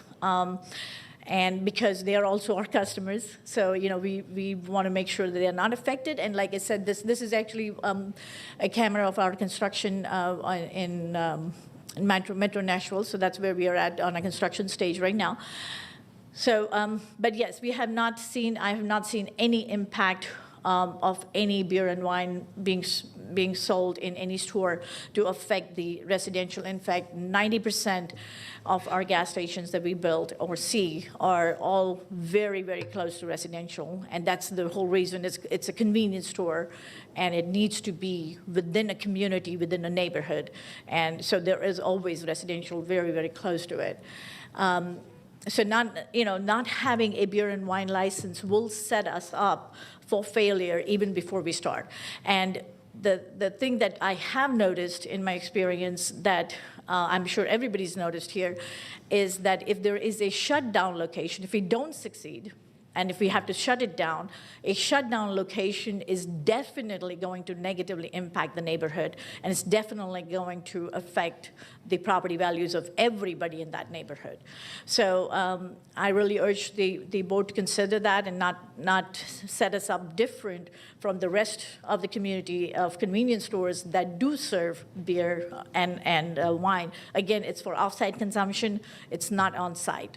And, if they can get it as us, they can get it just, within minutes of us. So it's not that we are going to do something totally different. But, again, it would disadvantage us tremendously. And this is a site that has two uses on it. You've got the convenience store, and then you have a separate retail building that you're proposing restaurant and potentially uses such as that. Right. And what's the development cost? And they're going to be developed, they have to be developed together as one lot, is that correct? Correct. What's the total investment in the whole? Right. The development cost of what we propose to build at 2520 Austell Road, including the secondary 8,400 square foot building and the convenience store building and the gas pumps and everything, is close to $10 million. And as you know, in the current economic climate, the interest rates are, the lending interest rates are currently close to 10%. And, the construction costs are 30% higher than what they were pre-COVID. So, and we are experiencing that with this gas station. The costs are very high, and so we're looking at close to $10 million, to answer your question. Excuse me, the 15 minutes has expired. I don't know if the board would entertain some additional time if Mr. Huff would like. When I said indulgence before, I like the dialogue that was going on. I was just wanted to continue that dialogue. So I think our testimony is done. I'd really like to open it up for her to answer any questions the board may have, and then also we have Mr. Hensley do the cross. Yeah, I know we took a lot of the time. I don't have the clock running when you all are talking to. Oh, okay. That's not counted against the applicant's time or Okay. the county's time. May I? Just a couple of questions, and I'm sorry, I did not catch your last name when you. Purohit. I'm not even going to try. Kavita. Okay. Are you familiar with what the operation of this store is going to be? Am I familiar with Yes. the operation of the store? Yes. Yes. We So, do for operate stores example, ourselves. I'm sorry, I We interrupted do you. operate stores ourselves. Okay. What measures will you take, for example, to prevent loitering or public intoxication outside the store. You mentioned that this is a convenience store where people consume the alcohol off premises. What kind of measures will be taken to avoid those problems? So this is what, I mean, again, the difference between having a rundown store versus a brand-new, $10 million property, we are going to be concerned about our own property value as well, and our own residents right next to it. But in general, we do not permit any loitering. Our stores are very well lit. That's one thing we are very sure about, is that the lighting is appropriate and it's lit to where it, in essence, takes away any characters that want to hang around. Also, we have surveillance cameras on all our properties. I mean, even during construction, as you can see, we have surveillance. So we have 24-hour surveillance on all our properties. And this is monitored surveillance. We don't just put up cameras and forget about them. We actually have monitored surveillance on our properties. And you may have said this, and forgive me if I missed it somewhere. Has anyone from the area, the residential area around this location, approached you to say, hey, this is great. We are looking forward to having the opportunity to purchase alcohol and other things at this convenience store? So, I mean, when we were doing some, project work at the site right next to it, where we were going to build our own house, we met with a couple of people because we were all just kind of there. So somebody stopped by and they talked to us, and we told them that we're doing this commercial project right here, and they were like, oh wow, that's great, because this whole corridor is very dull and dark because there's not much of activity going on between Windy Hill and East Callaway, and so they were really looking forward to it. That's all I have, Madam Chairwoman. Commissioners, do you have any questions for our applicant? Yeah, it was kind of asked in the cross-exam, but just to understand, you had said you were a neighbor, so are you saying that the parcel adjacent to the parcel you're looking to put the convenience store is a parcel where you were looking to build a house, but are you or are you not? Are you going to be living there? Or? No, my son will be living there, actually. Yeah, okay. And he's the actual applicant, so yes. Okay. So the person adjacent to this parcel will be my son, yes. And then was also curious if there had been conversations with those neighboring properties to see if there was any interest in the convenience store being there, or concerns that you had heard that were voiced that you could share as well. But. Right. I mean, so far, like I said, we've only heard good stuff about it. We've not heard anything negative. And, like it was mentioned earlier, there was a sign posted there, and so if there was any public opposition, we would have heard it. But there was no actual conversation with them, no? So, yeah, like I said, when we were there on site, we had people stop by and talk to us because there were just a few cars and we were measuring, and, so people had interest, what's going on, what are you guys doing? Mm-hmm. And that's when we brought it up. Okay, thank you. Thank you, Commissioner. Are there any other questions from commissioners? Okay. No additional questions. Thank you. Can I have a closing? Certainly. I think Ms. After Sheffield six, I'll refer to Bill. It'd be up to how much time, additional time, that you would want to provide. Oh, for closing? Yeah. Let me confer with Attorney Hemsley, because I would give you the same amount of time that we gave. I would like to make a couple of closing remarks, but they'll be very brief. Okay. He has 9 minutes left. You have 9 minutes left. Yeah. I'm saying if we give him time, yours will be Sure. brief, so it won't benefit you, but Absolutely. you'd be okay. Mr. Okay. Huff, with A 2 couple minutes work? Yeah, thank you. Yeah. 2 minutes work. Thank you, Okay. Bill. Okay.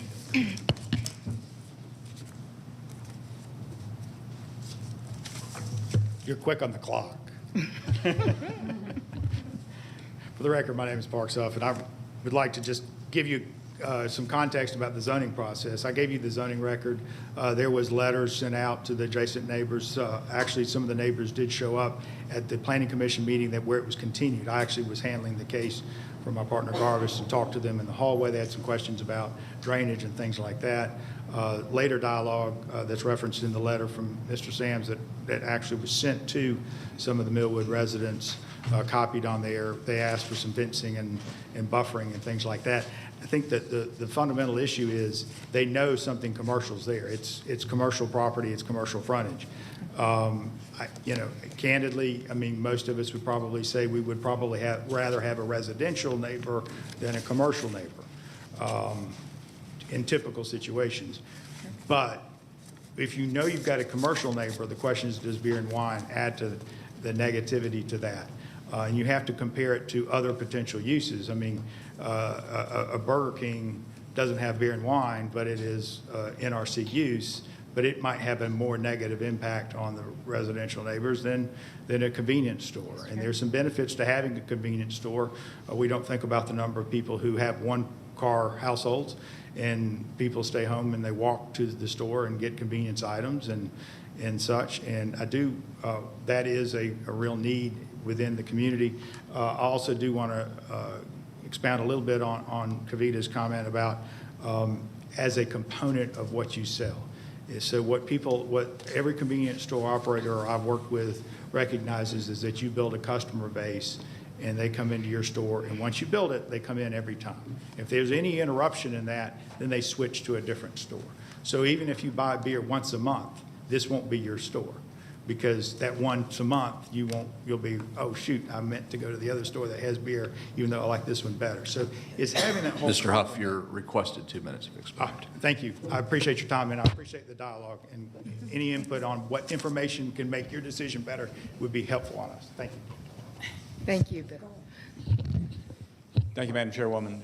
Briefly, and I've been doing this for a very long time in front of this commission, and one of the things I really appreciate about the makeup of this particular commission is your willingness to dive into these issues and to ask some really insightful questions, and I think you've done that today. You brought up some very salient points about what we're wrestling with in these applications. I hope that Mr. Huff and Mr. Rowling and I have given some kind of guidance on what you need to do, and ideally the way this works, as we mentioned, is, we listen to the testimony and the evidence, and then apply the criteria that we've laid out at the beginning to that evidence. Does it satisfy? Does it rise to the level that we need to feel comfortable granting this application? One of the things that's been brought up, that's kind of been alluded to, is this may be a vague standard, particularly the catch-all phrase of what is an adverse effect. So you could sit there potentially and say, well, I'm not clear enough on whether this standard has been met. The flip side of that is that could give rise to a constitutional challenge against this ordinance. If it is determined to be vague, then the applicant has no way to know if they've met the standard, if they have complied with the criteria. So we have to work with what's in front of us right now, today. And that is, you've heard some testimony, and from where I sit, you've heard some testimony that we don't often hear in these cases, and I appreciate the witnesses informing us about her experience in these types of establishments and the effect that it can have. So I believe there has been some testimony that addresses the criteria here. And just as a final note, my observation personally, as this county grows, becomes more prosperous, becomes more of a destination for people to live and work, it's going to become denser. And we're going to see more and more of these types of questions come before this board. It's a density issue.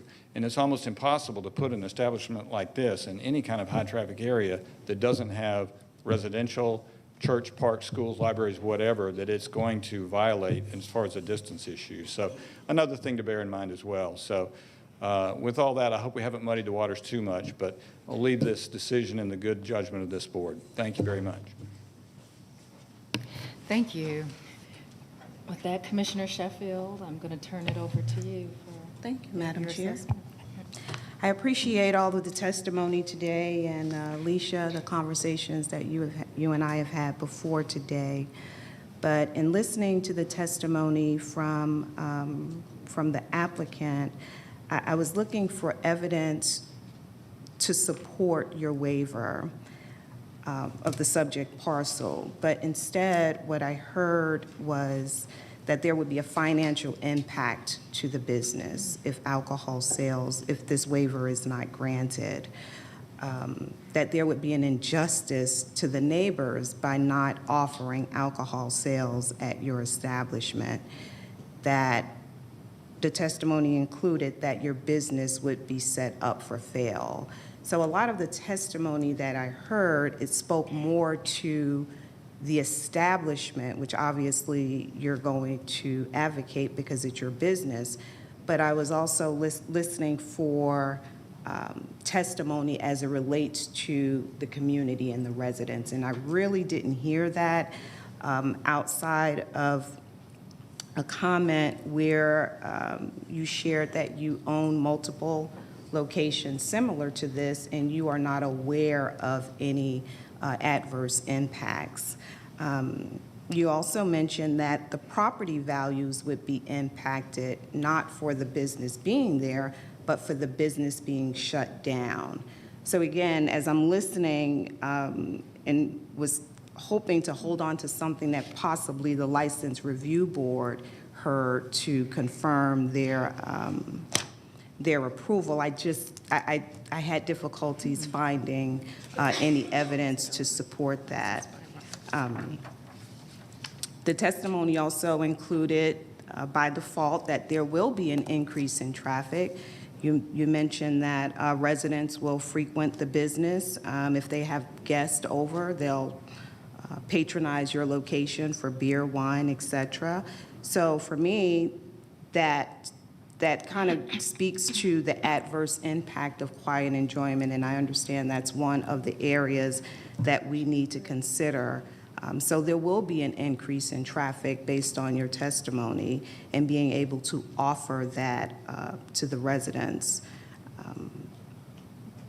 One of my greater concerns as well is that there are multiple properties that are impacted, and I don't know if we establish how many, but I counted 9 parcels that can be potentially impacted by this, although there was just one on the application. So I am concerned that it's more than one property that does not meet this requirement. So I'll turn it over to my colleagues for comments before I make a motion. Commissioner, go ahead. Go ahead first. I know that the notices were done as far as the signs, posting and everything.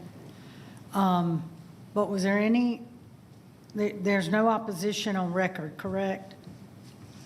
No, ma'am. There's no opposition. Okay. We received no written opposition. And again, the signs are posted for 2 consecutive weeks. They're very similar to the yellow zoning signs. Mm-hmm. However, they state exactly what type of alcohol license has been applied for at that location and the deadline for objection date.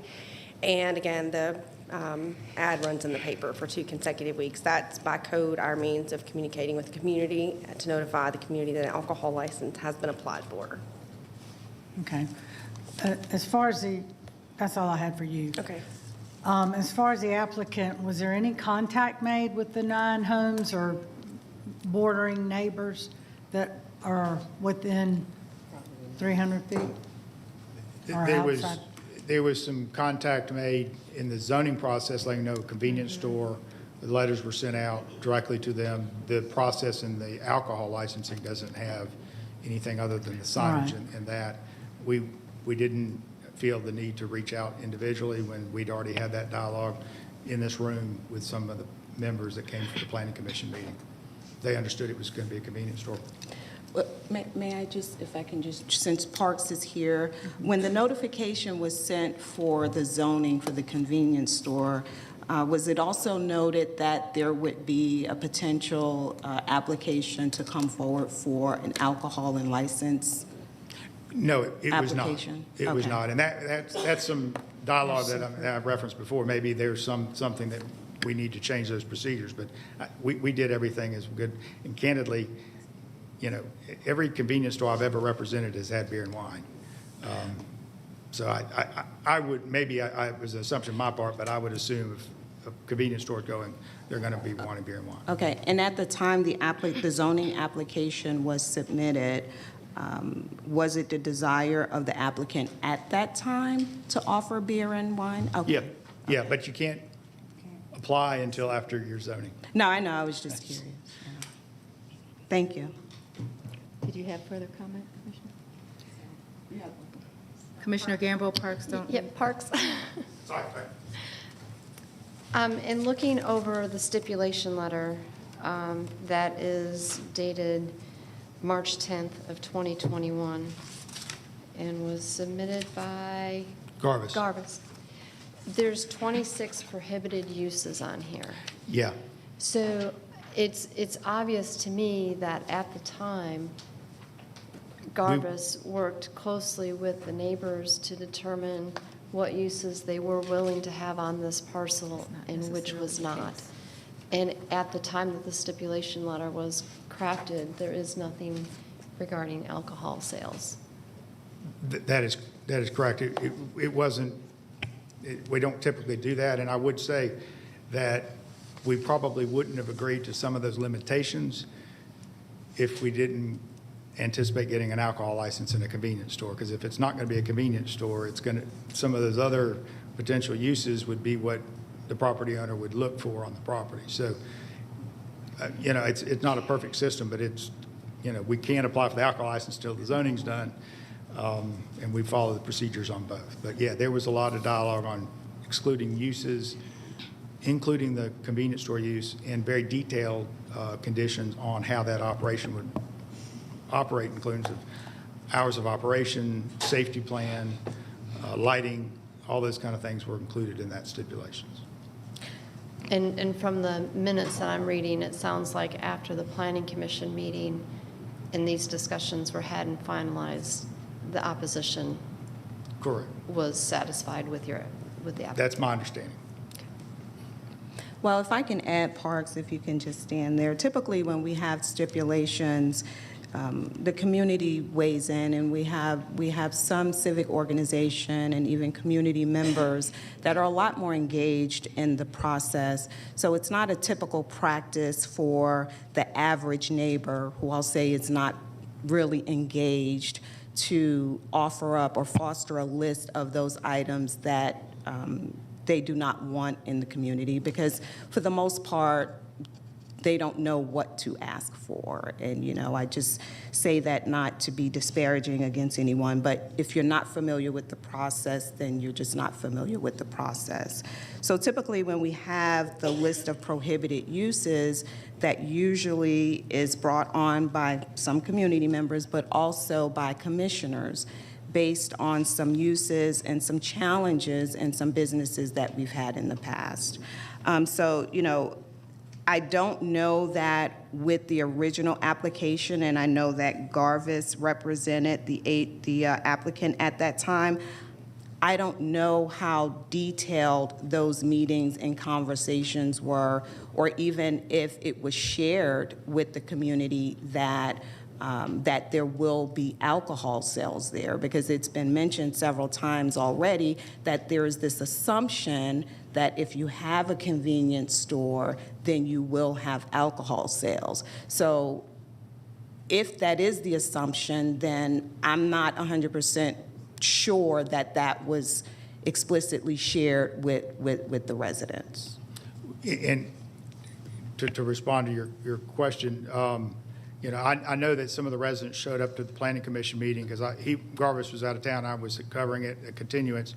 I met with them and talked to them, and then so they did know that at least the zoning process, and we're kind of as having dialogue we've not had before. That's good.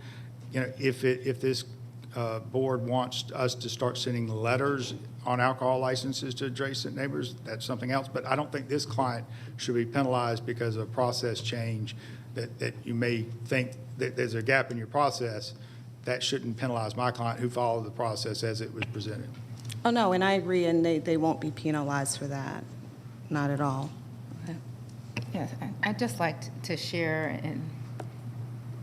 in support of what you're sharing. An alcohol license is not a license by right because you have a convenience store, nor should it be assumed, even though it can be implied. I know as a commissioner, I've had 2 convenience stores that were erected where residents, in contrast to this, were adamantly opposed to the alcohol license, one of which the applicant still moved forward. and shared that he expected to get the alcohol license, and it has not been approved, nor has the convenience store been built, because even though they were able to get the zoning, he shared explicitly the intent to get an alcohol license, of which there was immediate opposition for, even though the NRCU still moved forward.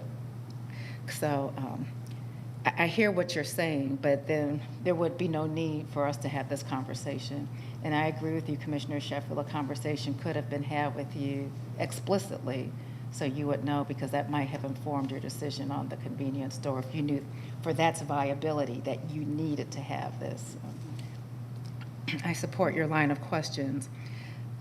My concern, and I think it was raised by Parks, is, he referred that there are other similar uses in the area, and I think Attorney Hemsley also referred to this as well, and the applicant. If they don't go to your store, they're going to one that's a few minutes away.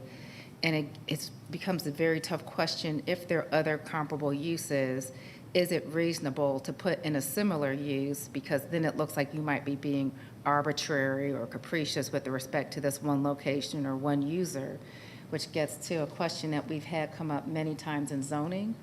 When do you get to that critical point where a number of uses starts to pose a health, safety, and welfare detriment to a community?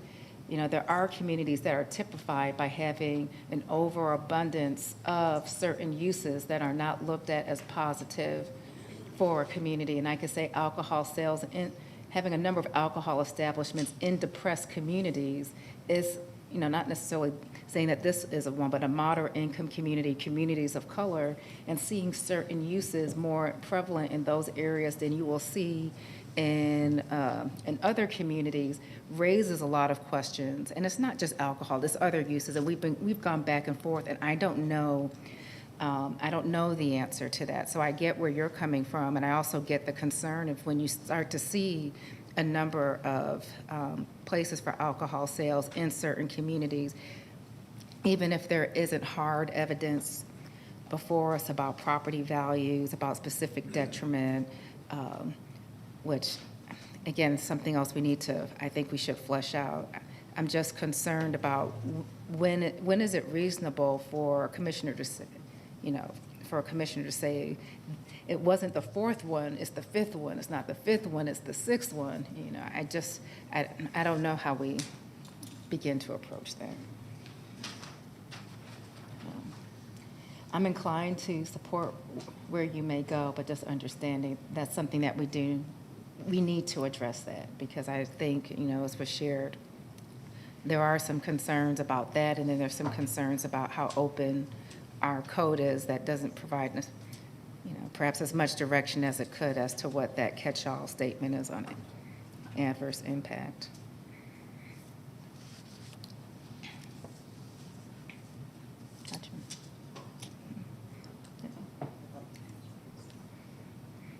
Okay, thank you, Madam Chair.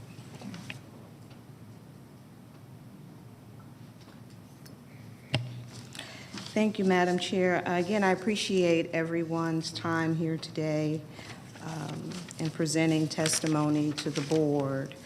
But as I communicated earlier, the testimony that was shared today for my consideration was not one that would allow me to grant the waiver. Again, the testimony that I heard was more in line of the detriment to the business if the alcohol license was not granted. I did not hear much again about the community, how the community would be impacted, other than to say that property values will decrease and decline if the business shut down. So with that, Madam Chair, I'm prepared to make my motion. And I make a motion to uphold the administrative denial of the application for an alcohol beverage license pursuant to Section 6-124, distance requirements from residences. Thank you, Commissioner. Is there a second? Second.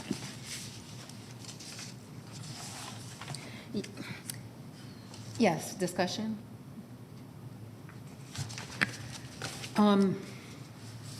Well, first of all, when it's said many times in zoning, when we hear these applications for zoning, that the alcohol license is separate, even though a convenience store, you know, is going to apply for, normally going to apply for an alcohol license, or a grocery store or whatever, but it is a separate hearing and procedure. So it is not discussed at the zoning hearing as far as the applicant knows that they have to come back to do this after they get approval for the zoning. I do have concerns that there's no opposition, but with that many homes in close proximity under the 300 feet rule, you know, maybe we should do the notices to anyone outside that circle when the applicant applies, like we do the 1,000-foot notice for zoning, to make everyone aware in the community in case there is any, or ask the applicant to reach out to those impacted. But that would be a future consideration for ordinance change or what have you. And also, I know there's state laws that regulate this too, the distance requirement as well. So, County Attorney, you'd have to help us with that if we were to change any ordinances. But that's for the future. I can't hold that against this particular case. On the other hand, we know our districts and know what is appropriate to go where for zoning, for alcohol. And so I want to support Commissioner Sheffield, but I do think we need to look at all the factors. I absolutely agree with what Commissioner Brohl shared. Public opposition is not required for us to determine not to support an application. And from looking at the three factors, the burden is not on us. The burden is on the applicant to show property values won't be affected. Client enjoyment will not be adversely affected. You know, at least that's how I'm reading it. It says at a public hearing it shall be determined, but I don't perceive that that burden should be on us. And so I would just ask for our applicants to, Commissioner Sheffield had an excellent analysis that wasn't supported through the testimony provided to show that those factors were overcome. And I'm supporting you as commissioner, but I'm also supporting your analysis, which I do appreciate through this process. So with that, there is a motion, there's a second. Call the question. The motion passes 4-1 with Commissioner Gamble in opposition. Thank you. I believe that concludes our hearing.